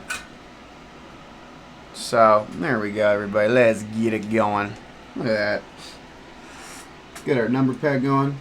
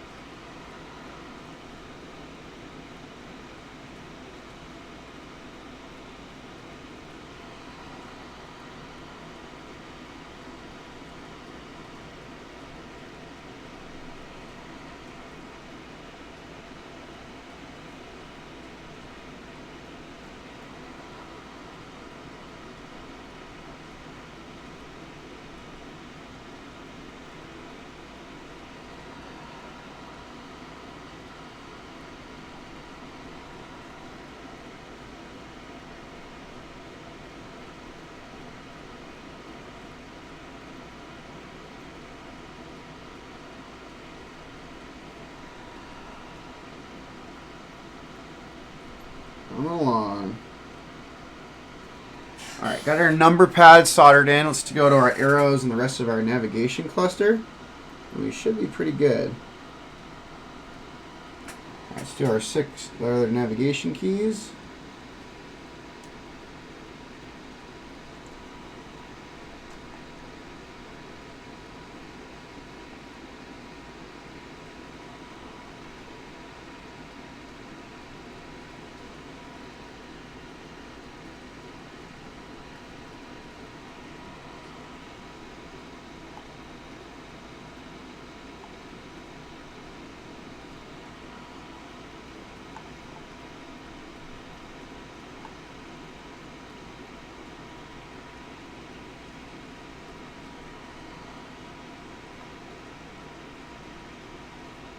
Cool.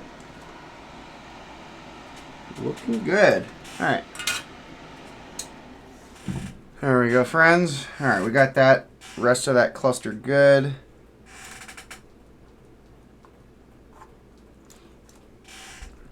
Alright. Should be good to go. Let's plug these in.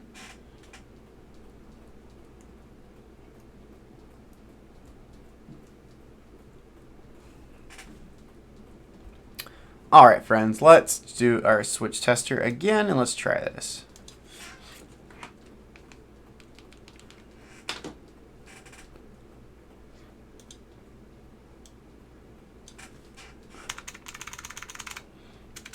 One.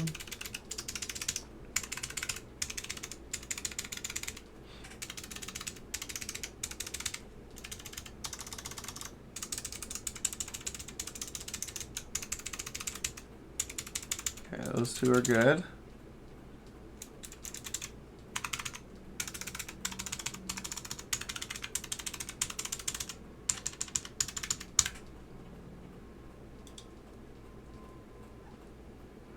Those are good.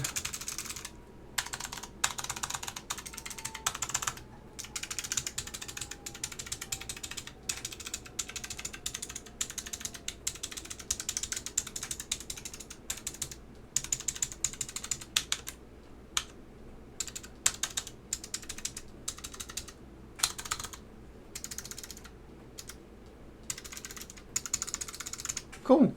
All right, friends, those are good. So we just need to do our main numbers and alpha cluster, and we're going to be good to go.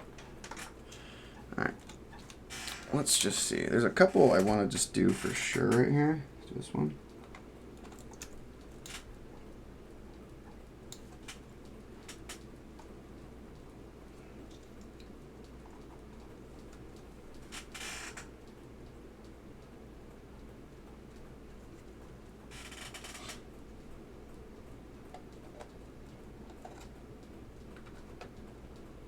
I'll do these three really quick because those ones, the pads kind of came off, so we're going to see what we can do for this one.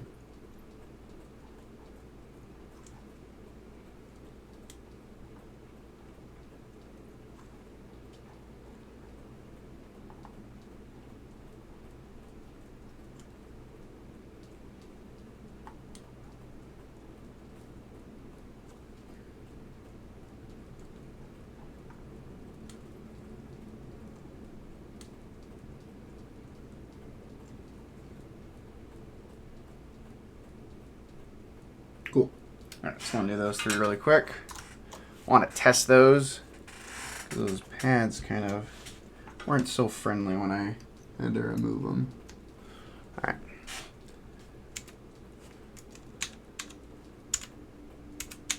Also, our LEDs work, which is nice.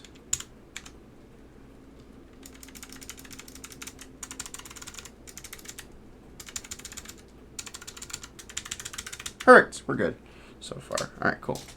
Let's get our number row in.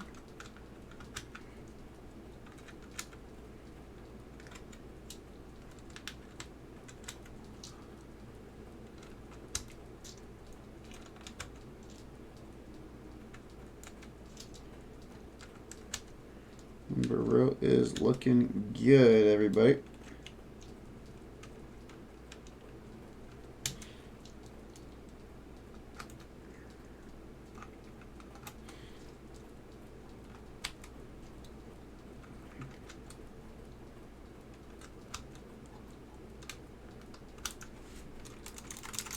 All right, let's flip this over.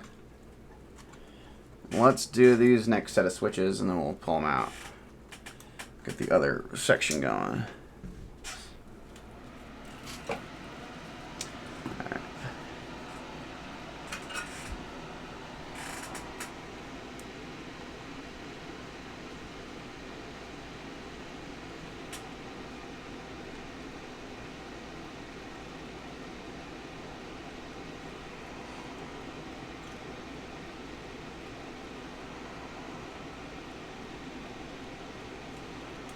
Coming along, friends. Been there for a little over 2 hours, so good stream so far.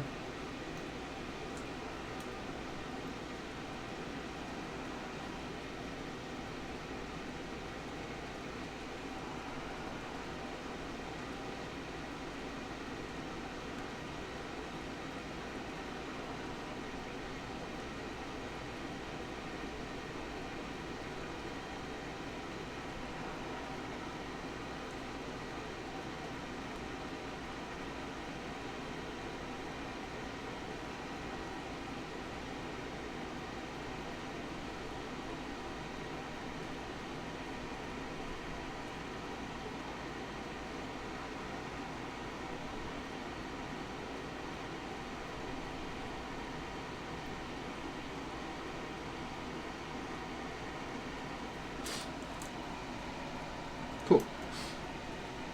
Let's do part of this alpha cluster that's done.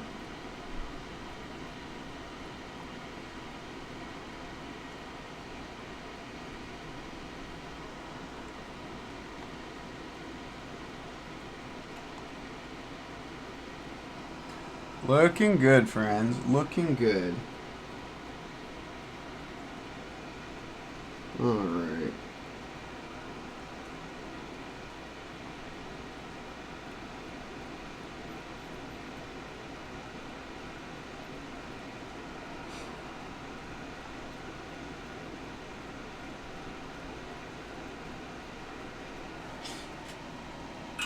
All right.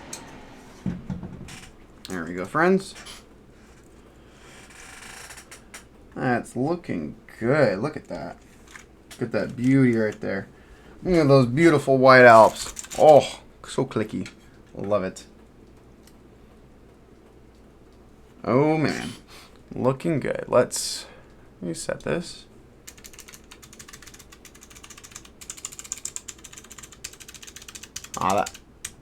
That. Alright, we need to replace.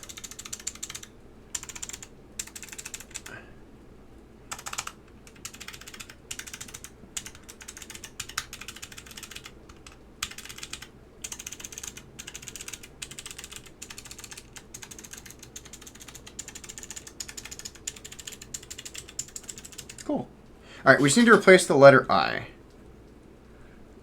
That's pretty good. So let's take that switch out. Let's get my mouse out of the way. Get this plugged in. Get the Hacko fired up. So, brackets. I. That one, second one in. Okay, cool. Do that. Got to do this one, folks.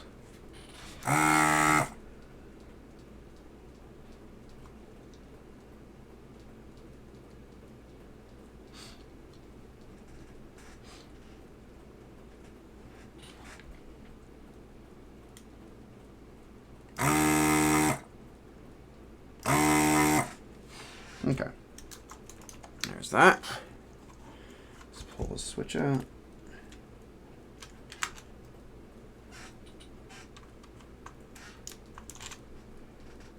Let's pull that one out. Let's put that one in. Solder it in.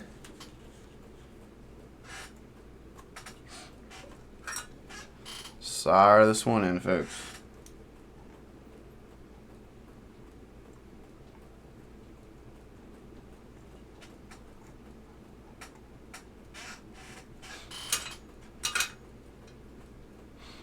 Alright, let's just make sure that one's good, and then we can add our final set of switches. So let's plug this in.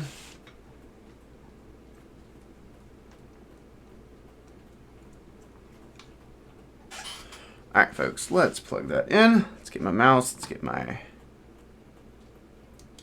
thing in. There we go. Perfect. All right, let's put the rest of the switches in. Let's put the hack out to the side because we will be using this tool again. But for right now, let's get the other stuff going.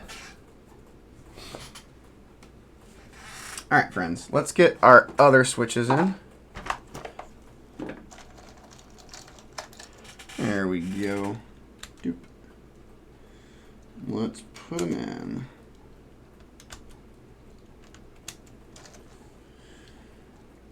Let's just put the rest of the cluster in. All right, there we go. But yeah, these white Alps look fantastic, everybody. So it's coming along.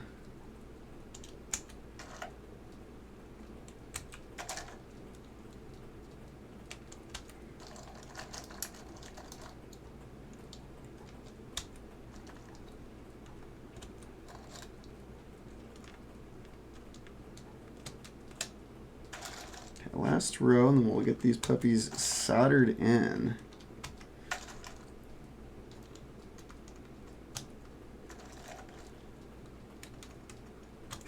Give me a second. I gotta answer this message really quick.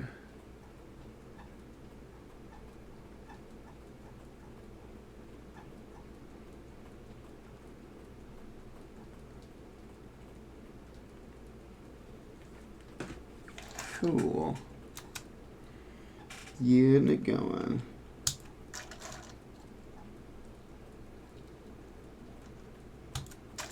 Okay, like 4 more switches.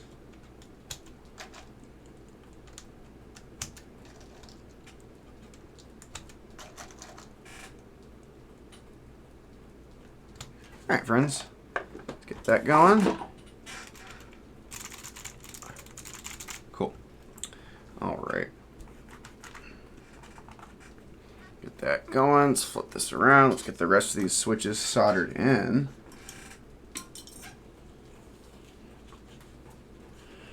All right, let's get this turned up. Perfect.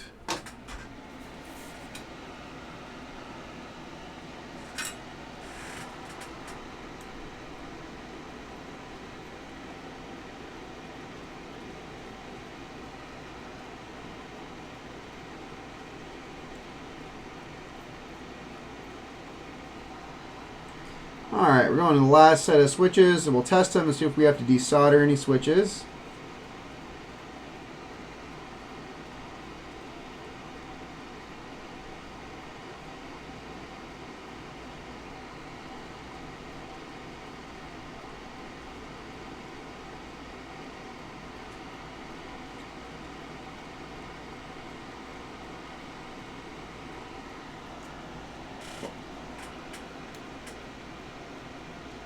Got like 2 more rows in the alpha cluster, and then we'll be almost done with soldering.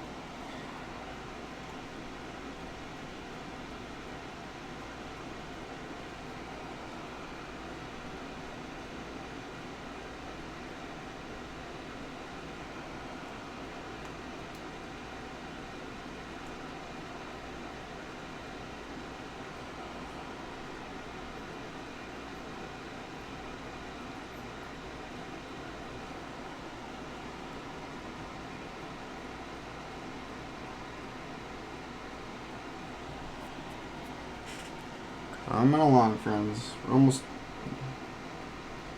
on the home stretch of this build.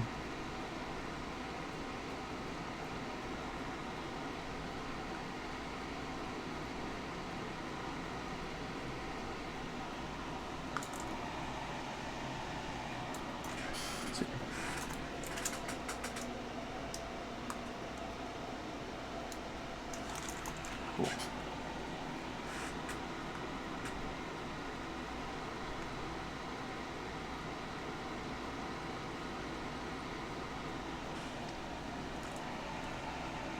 Awesome. Last row, friends, and then we're going to test it.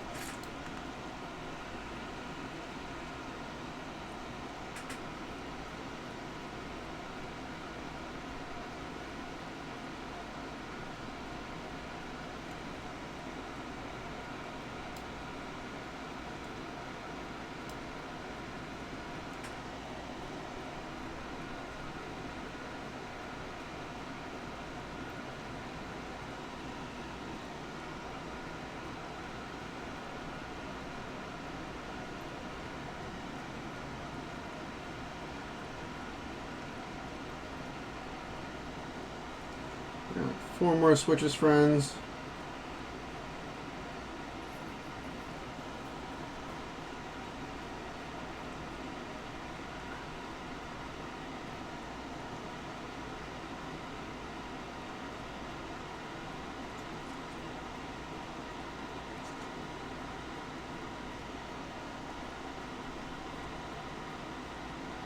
Cool.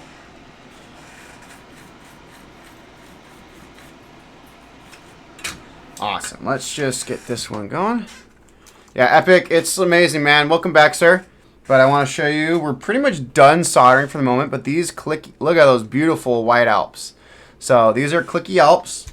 Just want to wipe off, there's some still lube residue over here. I just want to wipe that off just so. A nice clean plate, friends. Yeah, looking good, looking good. So yeah, Epic, your board is looking sick, man. So I just need to test this, the last portion of the alpha cluster. But so far, so good. We've only had 3 dead switches. So these white Alps, are, again, are more recent and later in Alps production. The ones I have issues with are like orange and green Alps. But I just swap out switch plates for those, so it's all good. So let's get my VIA open. Let's reset. Cool. All right, let's test the last bit of them. All right, K needs to be swapped out.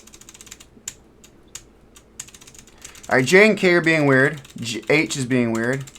G, D. Oh, we got a few we got to swap out here. I'm going to write them down because I don't want to forget. So give me a second. Okay, give me a second, friends. I just want to write these down. Give me a second. So D, A, S, D, F is good. G is good. H.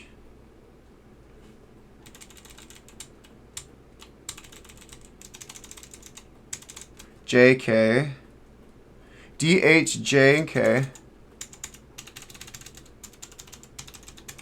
D, H, J, and K.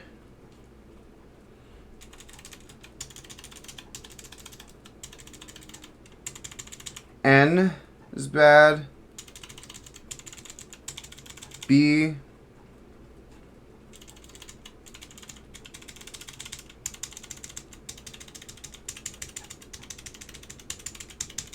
N and B. All right.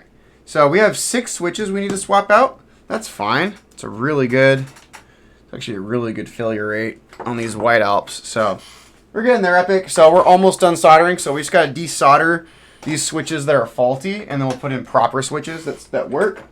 And I think we'll be good to like put this in the, mount this in the case and then put on the final set of keycaps. So let's get this puppy fired up. So let's flip it around. Oh, I'm gonna add it. There we go. Flip her around. Again, folks, we have Alps Electric made in 1986. This board. So again, this is circa 1986. So really cool. This is a definite blast for the blast. I mean, yeah, dude. These I tell people with Alps, it takes time, man. These builds are not simple. Like I can do a Cherry MX build in like an hour, less than an hour, even with soldering. These builds very much take time and patience. So that's just the thing. You just gotta take your time, be patient, and the end result is so worth it. So we're just waiting for that to warm up. All right, there we go. So want to go through. So let me get my list out. I just want to make sure I wrote down the ones we need to swap out. Okay, so D.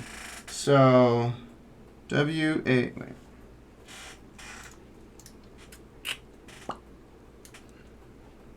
Okay, so caps lock right here. ASD right here.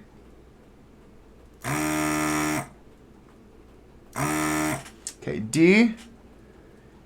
Okay, H. F, G, H. Perfect. H. Okay, H. And then J, K. H, J, K. So these three in a row.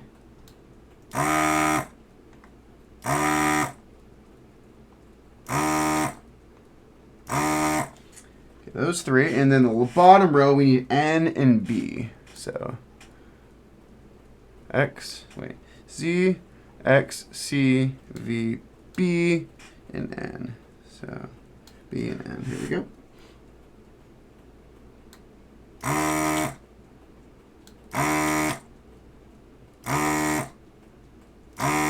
All right.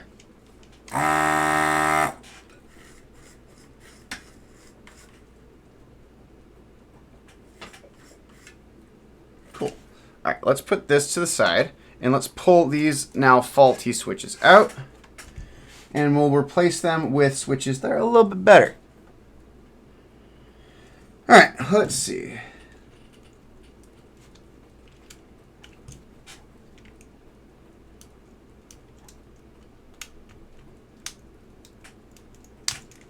Hold up.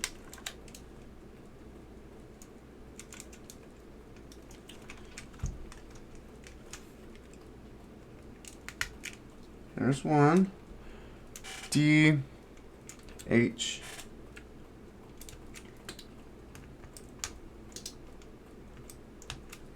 Okay, those ones are out, and then 4, and then these two.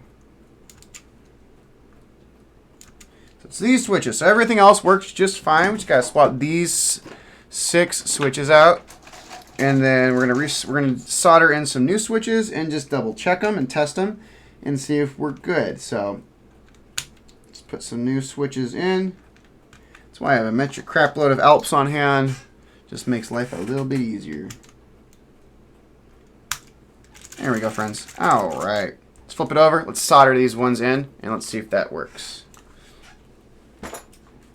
So yeah, you definitely have to have patience for Alps. It's a process. So, but take my time, and it's always a good time. All right, let's do these ones up here.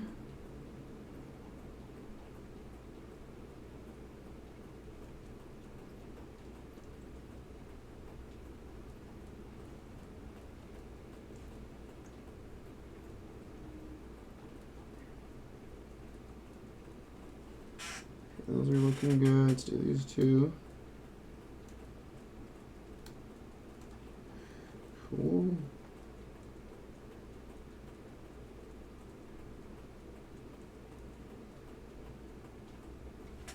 All right, there we go, friends. I wish there's a way to do it. I just I'm lazy and don't care to figure it out. So I have a multimeter. Eventually, once I figure out how to use a multimeter properly, then it's like it'll be a little bit easier. But for right now, I'm fine. This method is fine. All right, let's do these.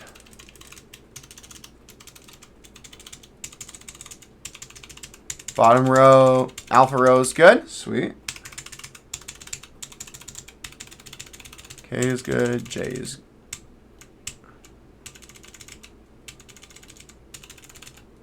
J is still weird, so I think we're going to swap that one out. H is good. D is still faulty. So D, so letter D and J.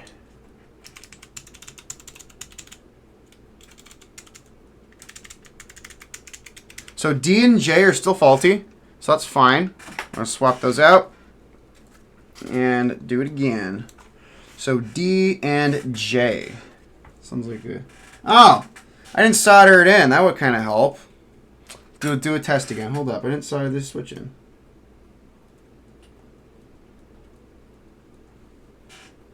Okay, let's test that switch again. Well, here's your problem. Hey, look, I have a bot in the chat saying I can get free viewers. I will always tell people I'm not trying to cut corners to grow an audience. I want people to be here because they want to be here. So let's try that again. All right. Okay, D is fine. Yeah, J is just faulty. So we're just going to swap out the letter J.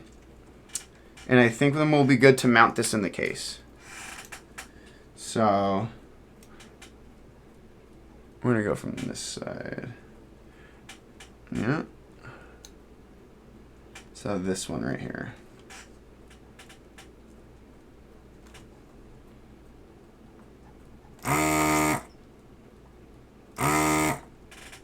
Cool. Let's pull that J out. They had switched. It's all good. All right. Solder it. This is our last switch, so hopefully this is the good one. It's all good. Yeah, dude. I mean, also Epic. Like I told you, I have an extra 60% PCB, so I'd be happy to send that your way, my man.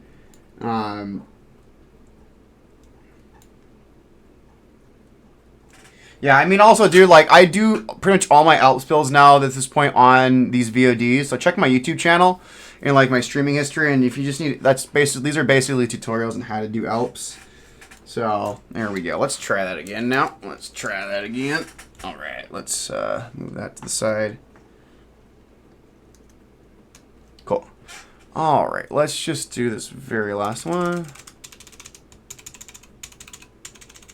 J is good. So I'm going to test all the switches, but I think that's good.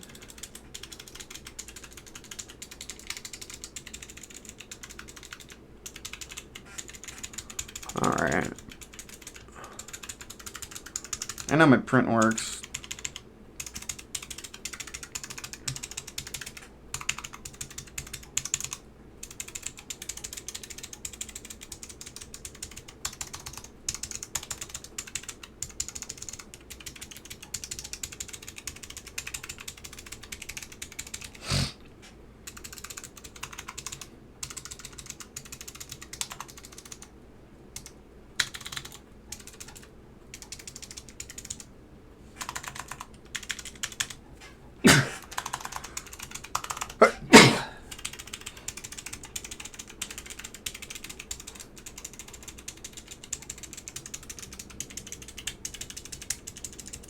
Cool. So far, so good. Again, we're gonna double check this again once it's in the case, and also after we mount keycaps. Looking good.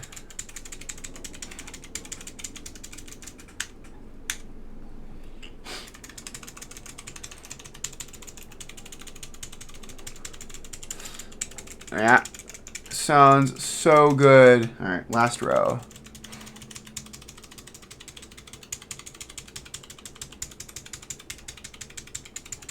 Okay, cool. And then also Epic, like I told you, this button in the corner was the original power button. This switch doesn't work.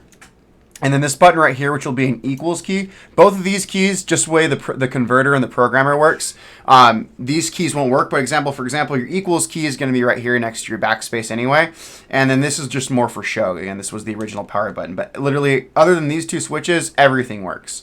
So these switches, just the converter doesn't have a purpose for them. And in Windows, it doesn't have a purpose for them. So just FYI. So we are good. So I'm going to unplug this. I'm going to turn off my soldering iron, put my solder wick away, because we're pretty much done with that, most of the soldering, all the soldering equipment. So let me just put those away. We're not opening up switches anymore. So let me put these tools away. Let's kind of clean up my workspace a little bit, just so we have a little bit more room to work with. All right, cool. Let me put my vent over here to the side. Let me put the Hacko away. I'll clean the Hacko a little bit later on that. Cool. And then there's a couple of screws I got to put in here onto this unit really quick. So we're done with that. So we're done with that stuff. So let me put in, there's a couple screws and some plastic spacers we got to install here before we get going. So I'm going to get these two silver screws and these two plastic spacers, and I want to get my screwdriver so we can get these installed. So let me get my big heavy duty screwdriver. There we go. And we're going to put these ones in. So okay, let me just put this spacer in. Give me a second, friends. There's a spacer we got to put here so we can put these two screws in, because these are part of the keycap and design of the keyboard. Perfect. Let's get this one in. Got that one in. Let's get this other one in. Ah, crap. Let me see if I can get this one. Cool. Let's get those in. All right, let's get this screw in. These are just kind of more anchoring points for the PCB. There we go.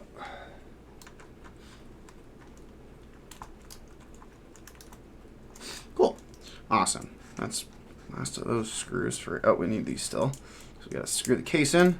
Let's put this to the side. So folks, here is our PCB assembly. So those screws right there, those are just kind of just extra secure points. It's kind of overkill, but it's just part of the design. I want to keep those in there. But here is our PCB assembly. PCB switch and plate assembly. This looks awesome. Dude, these clicky switches are so good. I cannot wait to get this. So let's get the bottom case.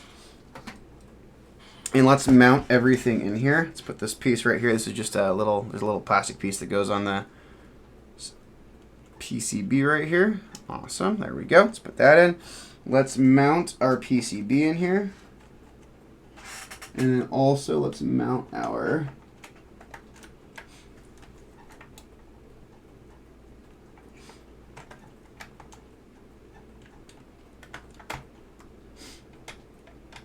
there we go.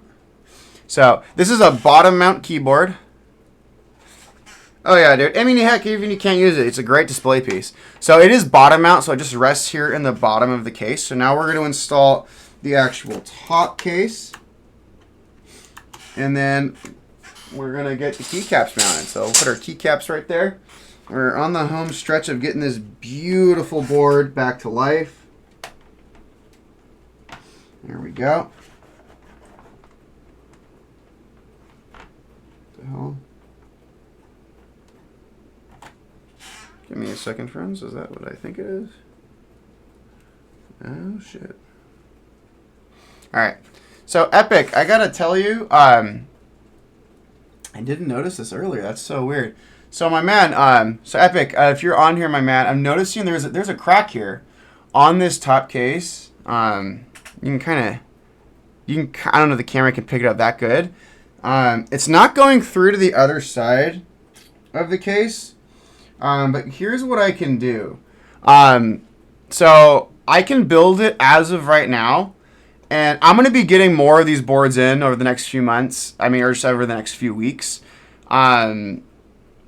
This shouldn't affect the functionality of the case, but in the future, I'm going to get you a replacement top for this case. So if you're cool with just having this crack right here, it's just kind of hairline. But I do want to eventually get you a replacement top. I don't have another one of these boards around, but I'm going to be getting more of these because this is like one of my these boards are one of my primary sources of parts. So I'm going to just let you know that there is a crack right here. I didn't know. I don't know why it appeared, because I didn't notice that, and it basically just sat on my desk today. So there is a crack right here, my man. So I'm going to build it as is.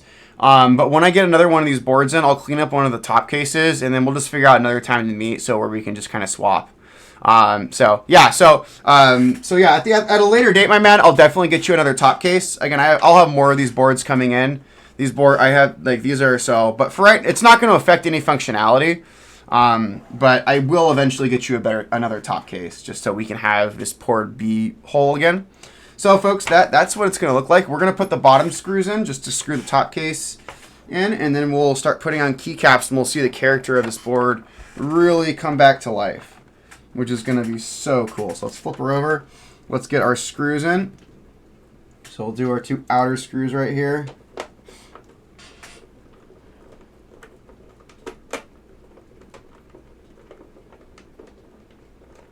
Okay, there's that one. This other screw right here. I mean, also this is a 40-year-old keyboard. I mean, this keyboard is a Gen Xer. It was born in 1986, so it's a Gen X keyboard. So if this keyboard were a person, it would be Gen X. Okay, let's just make sure that one's good. That one's good. Getting this screw in here. Awesome. We're getting that one in. And then this one right here.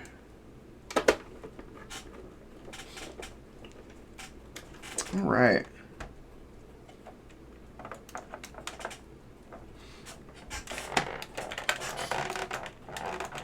Give me a second. There's I know, dude. It's kind of crazy that this board is as old as it is.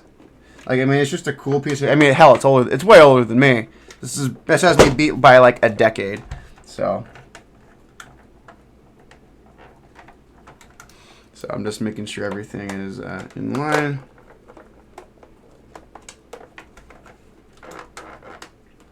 Oh yeah, this thing is definitely like experience. I mean, it's kind of cool thinking about where this keyboard might have been back in its day.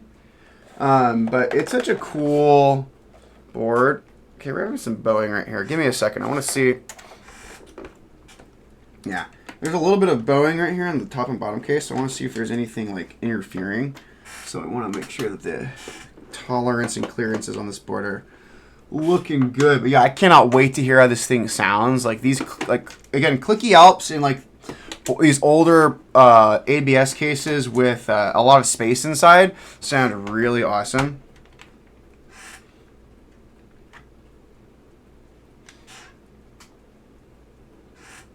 Oh, okay. Yeah. Okay. Good to know. Actually, give me a second. All right, Epic, here's what we're going to do. There's some additional issues with this case. So here's what I'm going to do, my man. I'm going to give you my case. So here's what I'm going to tell you we're going to do. So I'm going to give you my case just to make our lives a little bit easier. So I'm going to give you my case. My case is really clean. And then in the future, since I'm going to be getting more of these boards in, when I find a clean case in the future, I'll get a new case. I will eventually get a new case for mine. I just want this to be done so you can just get the board. We don't have to deal with it again. So I'm going to be giving you my case. So let me take my case out of my assembly, and then that's what we're going to do. So I'm going to take this case, and you're going to get my case. So I can't get conscious. There's too many issues with this case that I didn't notice. So I'd rather have you get the clean case that I have, and then we'll kind of go from there. Nah, you're good, dude. You're good. I want to do it right. I want to do this one right. And honestly, like, I'd rather have you give you the cleaner case anyway. So my case is really cool. I do got to put an extra feetsy on it. So give me a sec. I'll put the feetsy on. I do have it. So yeah, no, dude, we're going to give you a, yeah. Nah, you're good, dude. I mean, it'll probably, I don't have any of these boards en route to me right now. It just depends on when client builds come in. So I'd rather just have this one be one and done for you, my man.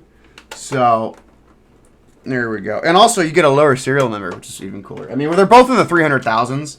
I think, so my bottom case is a little bit lower of a serial number. So we got that one. Let's pull my case off. Let's pull my assembly out. There we go. Let's put my assembly to the side. And then we're going to drop your assembly in here. There we go. Awesome. Let's drop it in.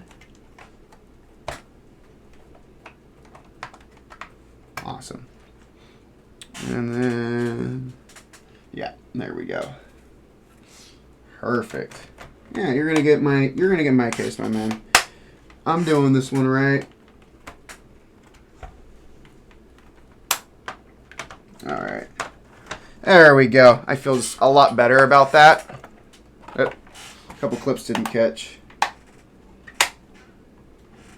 There we go. Yeah, it's a lot better. All right, now there's no bowing. There were some clips on the bottom case missing as well. So I'd rather just have you have the cleaner case that doesn't have any clips missing, just so this thing is good to go. So I mean, high field undefined. So like for me, like, it just kind of depends. Like for me, my goal right now, I'm working on compiling my modern, my Alps builds and like my modern keyboard. So my kind of goal right now is to have an Alps build that has one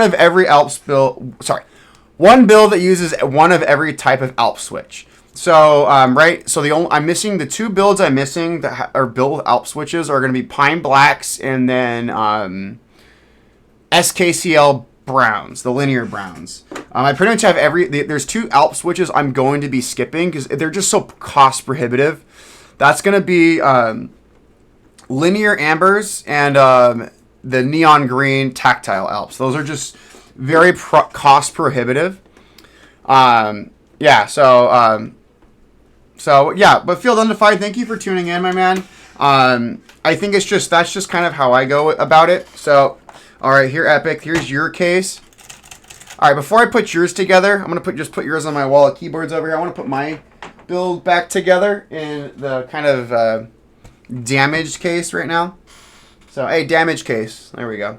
So, this is my personal Alps build, but Epic, I can't in good conscience give you that case that has those issues.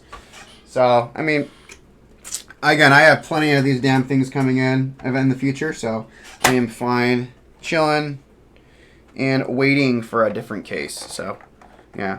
So mine's 330. So the case you're getting, Epic, is going to be like 330,000 in terms of serial number. This one the one I'm getting that was originally for you is 338,000. So about 8,000. So the case you're getting was actually manufactured a little bit earlier, which is kind of cool. But both made in 1986. So, but yeah, I'm really happy. But yeah, Field Undefined. Again, thanks for tuning in. This is a Alps restoration project for a friend of the channel. He goes by Epic Fax Keeps. He's a keyboard creator here in Los Angeles. So really, really cool dude. This will be my second Alps build I've done. Yeah. Yeah, you get the older case. I mean, like I said, I'll kind of show you. So there are clips at the top, the bottom. There's clips in the inner part of this case. The clips in this middle part are missing, and that's causing the bottom case to bow out. And then, of course, we have that big crack right here. I just don't in good conscience feel good giving you that. So that'll be good. Now, in the case I'm giving you, there is one blemish on it. So there's a, right here. So right here, there's a portion in this corner right here. Part of the case is gone right there. But honestly, the rest of this case is like super clean. So let me move my personal build now. There we go. So let me see if my camera can. Yeah, if you can see that portion right there, you're gonna see in that top corner right there, that portion is gone. But this is an amazing. The case is solid. I'll put on the extra foot that I do have. It needed a new adhesive. Yeah. Oh yeah, dude, Field Undefined. Like if you ever have any questions or need any advice, I have all the Alps builds I stream on Twitch, and then I put the video on demands of those on my YouTube channel at Finley Design Works. Yeah, so those are going to be really good. That's going to be a really good resource. Again, I do the VODs are long, they're like 2 to 3 hours, but I go from the very beginning all the way to the very end. And I usually talk about what other random crap that comes up in the hobby, but those are a really good way to get just kind of if you want to do an Alps build yourself. But I also have an Alps building commission service. So if you would want me to build like an Alps board for you, whether it be like a board restoration, if you would want if you have a modern keyboard that you want to convert to Alps, I could do that. Or if you're worried about harvesting or getting switches yourself, I'd be happy to like harvest a set of switches for you and restore them and then send those to you. So I definitely have options. So but Field Undefined, feel free to shoot me a message, my man, or at again, Discord or Reddit will probably be the best ways to get me. Discord's probably preferred. So if you just want to add me, if you want to send a friend request or send a DM, or if you ever have any questions, my man, feel free to reach out. Again, I'm happy to help anyone. If you would like to do a commission or you just have help because you want to learn how to do it yourself, just let me know, my man. I'm happy to help. So we're now to the final portion, folks, which is going to be installing keycaps. So let's dump all these keycaps out of here and let's start putting these keycaps on. So this is always the fun part, getting to see everything kind of come together. So we're going to put our option keys. We're going to do our F14. So, oh my God, these are going to sound so freaking good. But yeah, Field Undefined, welcome to the world of Alps. It is a fun world, and I recommend everyone try Alps. And that's Alps are a lot of work, and they are a labor of love. They take a lot of time, but the end result is worth it. Whether you decide to do it yourself and try and figure it out, or if you want to hire me and do it. Like, I'm pretty transparent with my Alps commissions. Like, I've done a ton of Alps commissions for people. I have a few on my calendar right now, and I have space for more people who would want to get added if they're interested. But I'm very transparent with price. I charge you the cost of parts. So whatever the cost of parts cost, whether it's the PCB, the board, the plate, keycaps, things like that, I'll charge you what it costs me to get those things, and then I throw a commission fee of $100 on top. That's just for my time. These boards are a lot of work. Especially with the harvesting, the restoration, and also like the soldering and troubleshooting of them. It's a lot of work to put these boards together.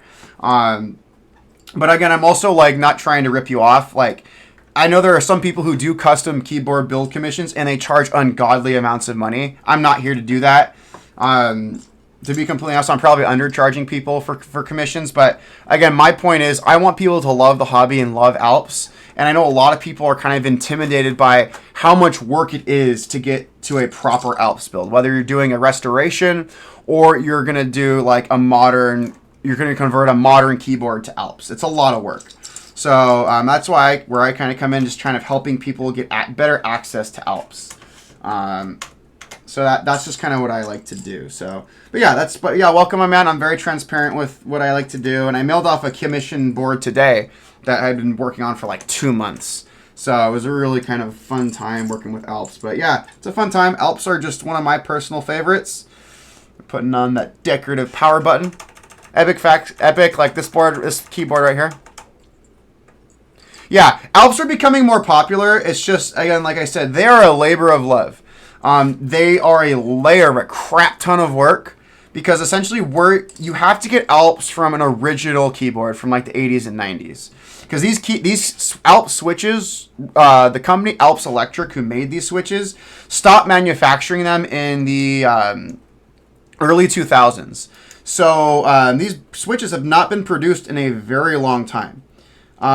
So you have to get them from original keyboards. So you have to have desoldering equipment. You have to have knowledge on how to solder, and be comfortable with it. And then so you got to get a vintage keyboard. You got to tear the board apart. You have to desolder. The switches, and then you have to restore the switches. Again, the switches are going to be clapped. These old vintage keyboards were used and abused. These came from an era where these things were in schools. They were in hospitals. These things were very well used, and they were not well taken care of. People didn't think to save these. These were tools. These weren't kind of like the luxury boutique items that we see keyboards today. So these things were, again, treated very poorly. So that's just kind of the interesting thing about it. So like these keyboards, again, are just kind of clapped. So that's just kind of the interesting thing with these old Alps keyboards. Again, they're very, very well used. So the switches need a lot of restoration work to get them back to the proper way they were back in the day. That's just kind of how it goes. So like Alps, and that's where I've kind of come in terms of helping people get into Alps, is by kind of being that middleman to do all that really labor-intensive work. Because I'll tell you, like, it takes probably to like harvest, restore, and reassemble a set of switches. It's probably better part of a day. Probably like 8 to 9 hours, like realistically working with them. Yeah, so it's kind of cool. And I'll tell you too, like Field, I was at Keeb Life in Los Angeles this past weekend. It's funny you mentioned you may have grown up with one of these keyboards. So like, again, this keyboard was manufactured in 1986. So it was kind of cool at Keeb Life. I had like 15 Alps builds out, including couple of my restored Apple keyboards. And it was really cool seeing people who are a little bit older, like people who are like Gen X or people who like grew up in the 80s and like 90s, who like might have used these when they were younger. And it was so cool seeing people get all like starry-eyed and nostalgic when they typed on this keyboard and when they saw it. It was really, really cool. I can't tell you how many people were just so happy to see this keyboard and see it restored to like how they remember using it when they were younger. So that was something that was really cool. So I'm definitely, for future keyboard mates, definitely bringing out the Apple Extended keyboard. And I also have its little brother, the Apple Standard keyboard, which is really cool. So both of these are restored in my personal collection. So it was just really cool to kind of see people get all nostalgic about these keyboards. Like, it's really cool. So, and vintage Apple stuff is really awesome. So like I really enjoy it. So I think it's just really fun being able to like see these boards come to life again. And again, this board it'll be 40 years old in 2026 next year. And after this restoration, this board will work for another 40 years. So it's going to get another 40 years of life, which is going to be really awesome, if not more. Because again, this board is minus the yellowing. This board is how it was back in 1986 when it came off the line. So I'm really thorough in how I restore these boards and give them the love that they need to bring them back. So they can be used and appreciated once again. So I'm really passionate about these old boards, and just kind of bringing them back to life, which is really kind of cool. So I'm really excited to see this board back in action. Epic, when you get it, dude, I definitely would love to see a picture of it on your desk, because it's just going to be cool seeing this board get new life again, and get really used again. So that's going to be really awesome. So we're just filling in the portions of this board, putting these awesome keycaps back on. These keycaps came out great, by the way. So yeah, I mean, Alps, just the nature, let me pull out an Alps switch. So just the nature of the design, they're a very open switch design. So these are very much prone to dust and crap, but I'll tell you this. It takes decades for dust to really ruin, like gunk up these switches. It's really easy, because one thing that's really cool about Alps, I'll kind of show you. I don't want to do it to a switch that's installed, but what's really cool about Alps switches is you can open them up while they are soldered into the board.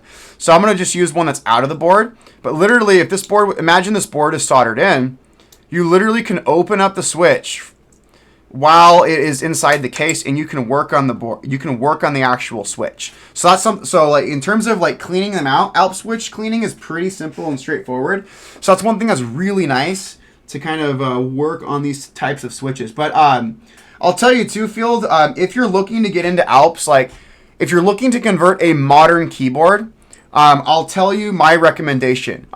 Look at a TKL or an 80% keyboard, or you want to look at a 60% keyboard. Those are really going to be your only viable options, because the problem is keycap compatibility.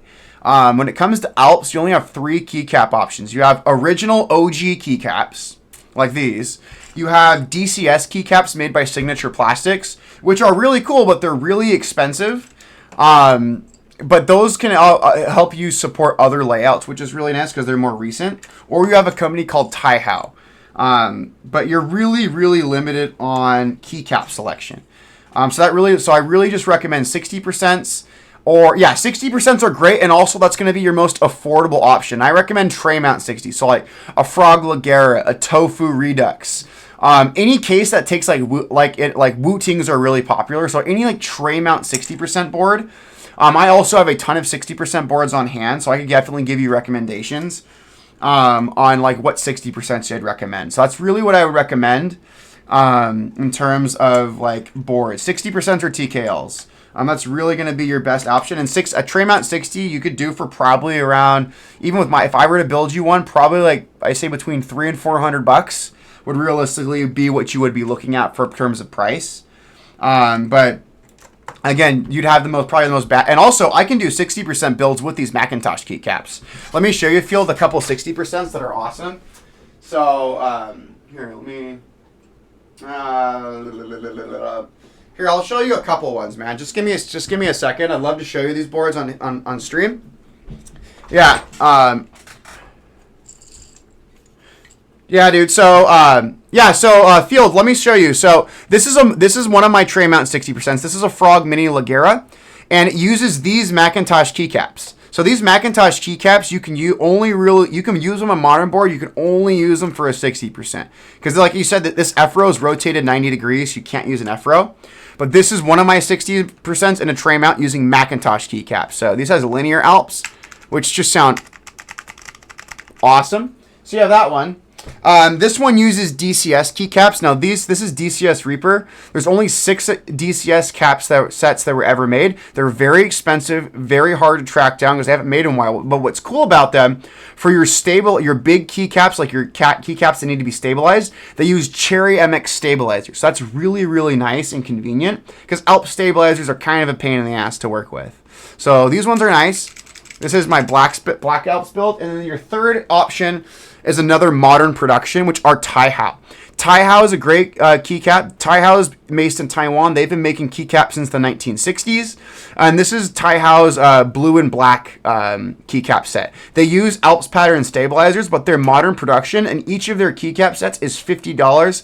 They're high quality double shot PBT. So for the money, these are their best bang for the buck, high quality new production Alps keycaps that you can easily get. So those are kind of your 3 keycap options. Realistically, if you're on a budget, go with OG or go with Taihao.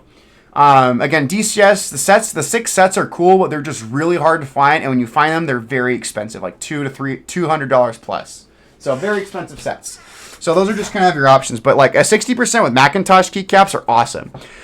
Field Undefined too, if you just want to see like more Alps builds, like if you want to see like my personal collection or commissions I've done, check out my Instagram page. That's kind of listed on my overlay here. That'll also I have pretty much every build I do, whether it's my Cherry MX, Topre, or Alps, are going to be on there. So I kind of give you an idea of like what I can do and like what is possible with like modern Alps conversions, which is really cool.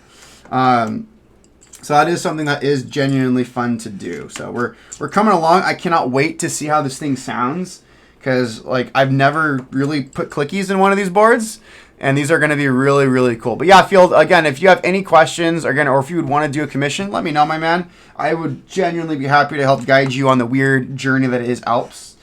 And also, if you want a cool Discord server, add me on Discord, and I can add you to Carolus' server. Carolus runs a website called Carolingian.com, and Carolus is kind of the go-to guy when it comes to modern Alps conversions. He makes all the plate files, because one thing about Alps, they use their own plate file, and they also use their own PCB. So there's no interchangeability between a Cherry MX plate or a Cherry MX PCB. Alps are very much their own thing.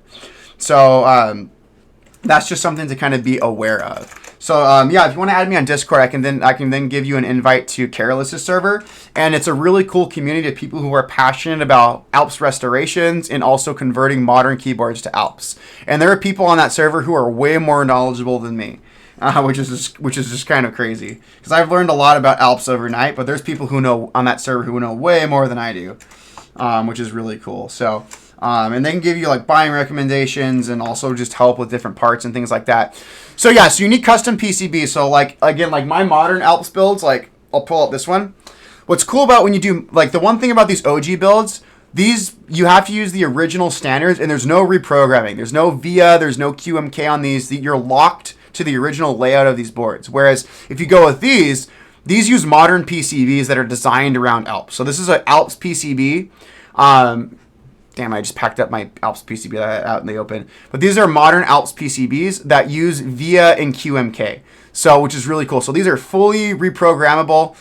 These use, and the reason I recommend H60% or TKLs is they use standard PCB standards. So this is an H60 pattern PCB, whereas I'll show you one of my modern TKLs. Here, I'll show you my favorite one. Right here. So like I have one of my TKLs. This is my most expensive modern Alps build. This is my GeonWorks F18X. This is a great, fantastic board. Very, very expensive, but it has blue Alps. And this also has a custom PCB that Carolus over at Carolingian designed using an H87, H88 pattern. So if you want to do like a TKL ever, I really recommend going GeonWorks. GeonWorks boards make great candidates for Alps because they can be easily converted over from Cherry MX to Alps, which is really nice because they use standard PCBs and standard plates. So again, I have a lot of plate files on hand that I can share with you if you have a board that you want to convert. Which is pretty cool. So yeah. So like definitely, dude, you're in the right place. You got the right crazy person to help you figure out whatever the hell you want to do with Alps. Like I got a ton of information. I got a ton of resources, and I know a ton of people who definitely would be happy to help you on your Alps journey. So So yeah, it's definitely a fun time. So yeah, because the 60% PCBs are made by a guy named Apple T over in Sweden, and then the TKL PCBs for Alps are made by Carolus over at Carolingian. So Carolus is based in Philadelphia, so he's based right here in the States, which is really nice. Oop. Put that one in the wrong place. Put the 6 in the wrong spot. Oops. So yeah, so definitely, dude, like, I'd be happy to help you on your Alps journey. Also, I have this Alps switch I disassembled over here. Let's put that back together. Give me a second. Let's put this one back together. Perfect. Cool. It's coming along, folks. We're almost there to like test this. I also got to put that foot on the bottom, so I got to get another rubber foot for this one. So that's my 0. Oh yeah, look at this, dude. Look at that, friends. That is gorgeous. Oh my god. Look at this, Epic. That is your board, my man. Look at that. So before we do a sound test, I want to fix the foot on this board. So I'm going to put this keyboard over to the side for right now.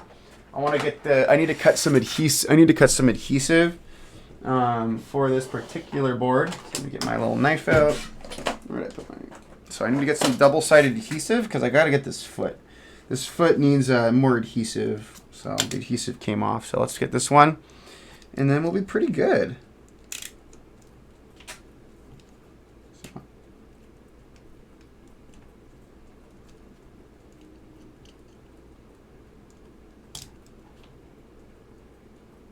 Cool. Awesome. All right, let's put my little feetsy over here. Yeah, Epic, it's beautiful. I'm just getting you your rubber foot re-adhesive, proper adhesive on it again. One of the feet that did come on the case that was originally on my board, the adhesive had just come off on one of the feet, so I just want to get you're going to get some new adhesive on this foot here.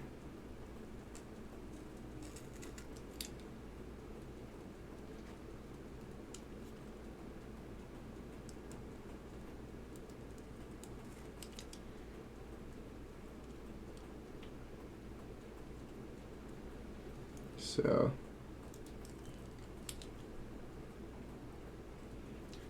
okay, let me just break off some of this blade here. There we go.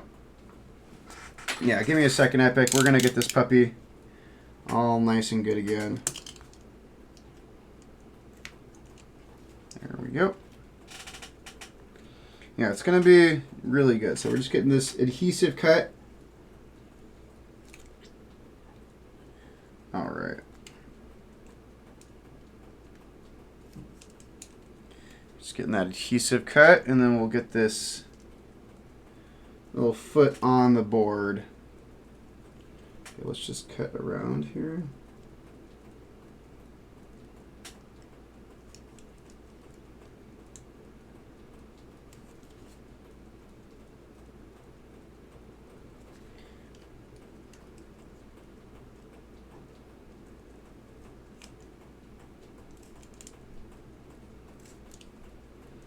Okay, almost there, friends.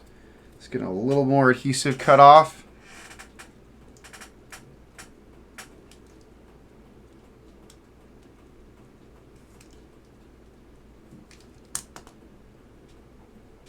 Okay, cool. I think that should do it. All right, put this to the side, friends. There we go. Let's grab the keyboard and let's put this little rubber foot back on, just so we can have, Epic, you can have 4 proper feet on the bottom of this board. So let me just get this going.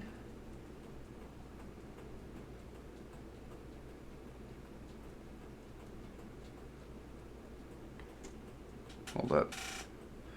Yeah, and then I want to do a sound test before we get out of here. So we've been on here for like, God, we've been on here for like 3 freaking hours, man. Crazy.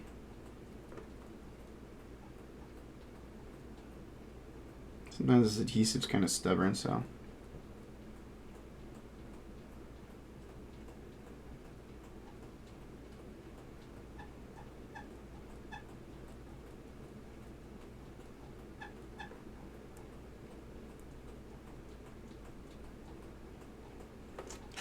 All right, give me a second, friends.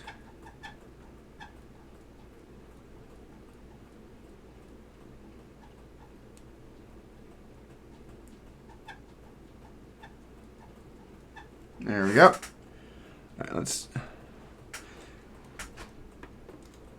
Yeah, dude. I mean, I get it, man. It's I'm a teacher. I'm a school teacher by trade, so trust me, I get it. Kids can definitely be a handful.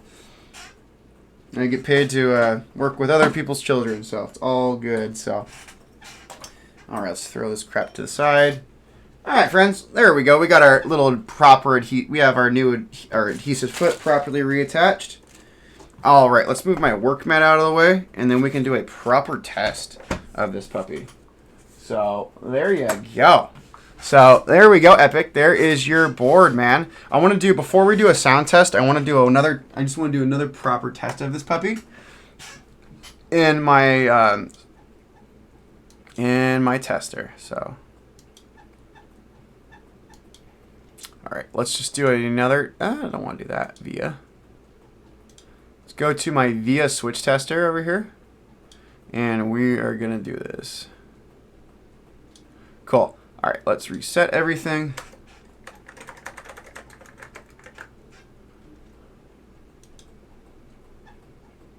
All right.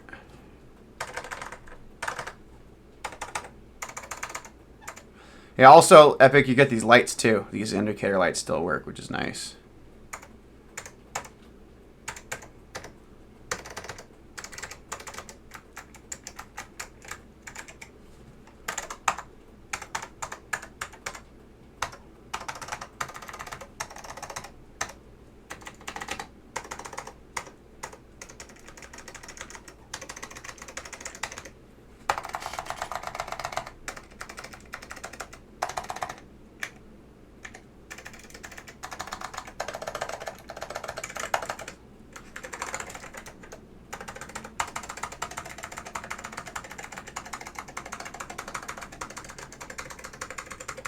All right.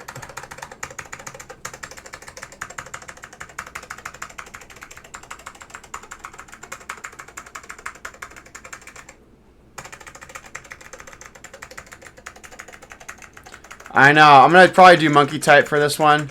I'm just testing VIA right now. I'm just retesting the switches, but it should be good. All right, we're good.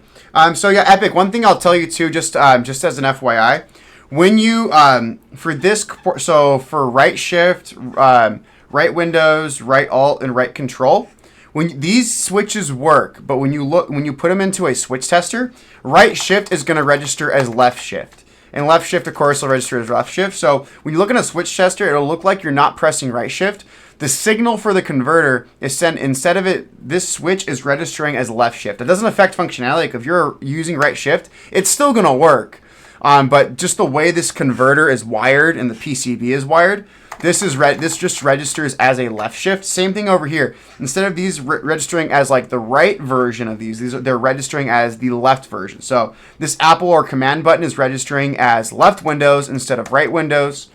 This alt is going to register, instead of registering as right alt, it's going to register as left alt.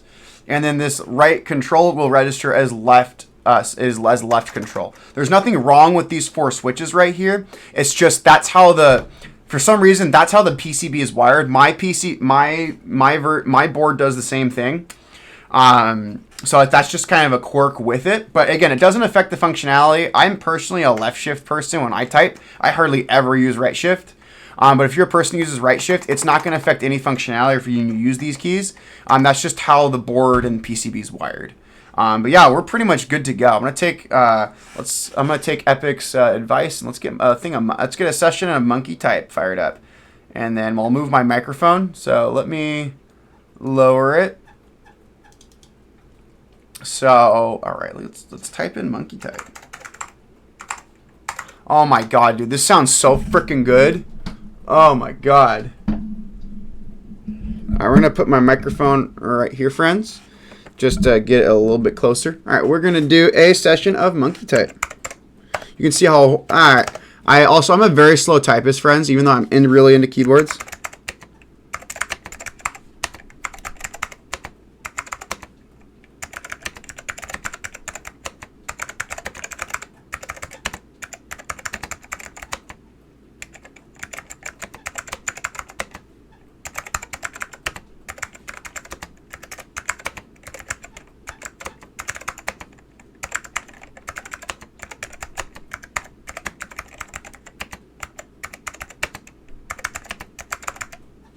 All right, I think I'm gonna just do that. Again, I'm a very slow typist. Let me get my OBS back open. But yeah, that sounds really, really good, friends. I'm just gonna put my microphone back where it goes. Get my little cable right there. Sorry about that, friends. Just get my microphone back to where I want it. There we go. But yeah, folks, there we go. So, yeah. Oh, dude, I type at like 40 to 50 words a minute. I'm a very slow typer. I'm just gonna unplug this and just kind of just fiddle around with the spacing.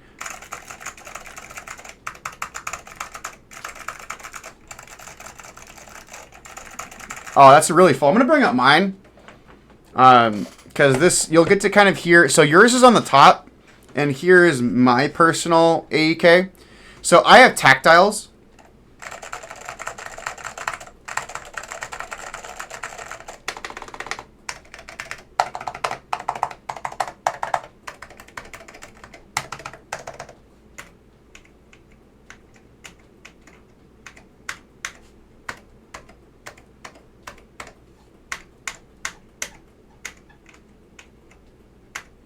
Cool. Let me see this one. This is yours.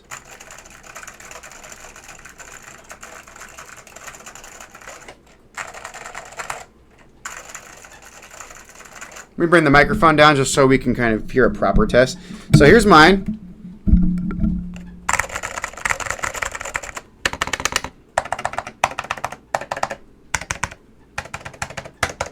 All right, let's move it over to yours. This is yours.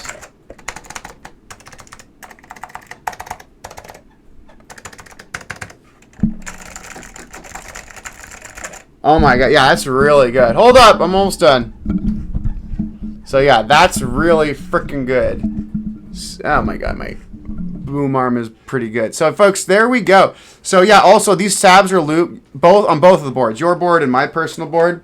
They're lubed with 205G0. So really, really good, really clean. So really, really nice. So really good board. I'm really happy with how this one turned out, and it came out gorgeous. So Epic, I'll shoot you a text and we can kind of figure out when we can meet up to get you this board. But dude, this board is awesome. Like this click is so good. Yeah, the stabs are really nice. Like when you properly lube Alps stabs, they sound so nice. Also another thing too. The only switch that's different that's not clicky is your caps lock. This uses a locking switch. So when you press caps lock down, the switch stays down. As you can kind of see. When you press caps lock, it goes back up, stays down, goes back up. So when it's down, that means caps lock's engaged. When you press it, it comes back up. That means caps lock is no longer engaged. So really, really awesome switch board, everybody. I love how this one came out. So yeah, Epic, we'll coordinate when we can do it. But everybody, thank you so much. This was a long stream, but this was a really cool and special board. So have a great evening, everybody.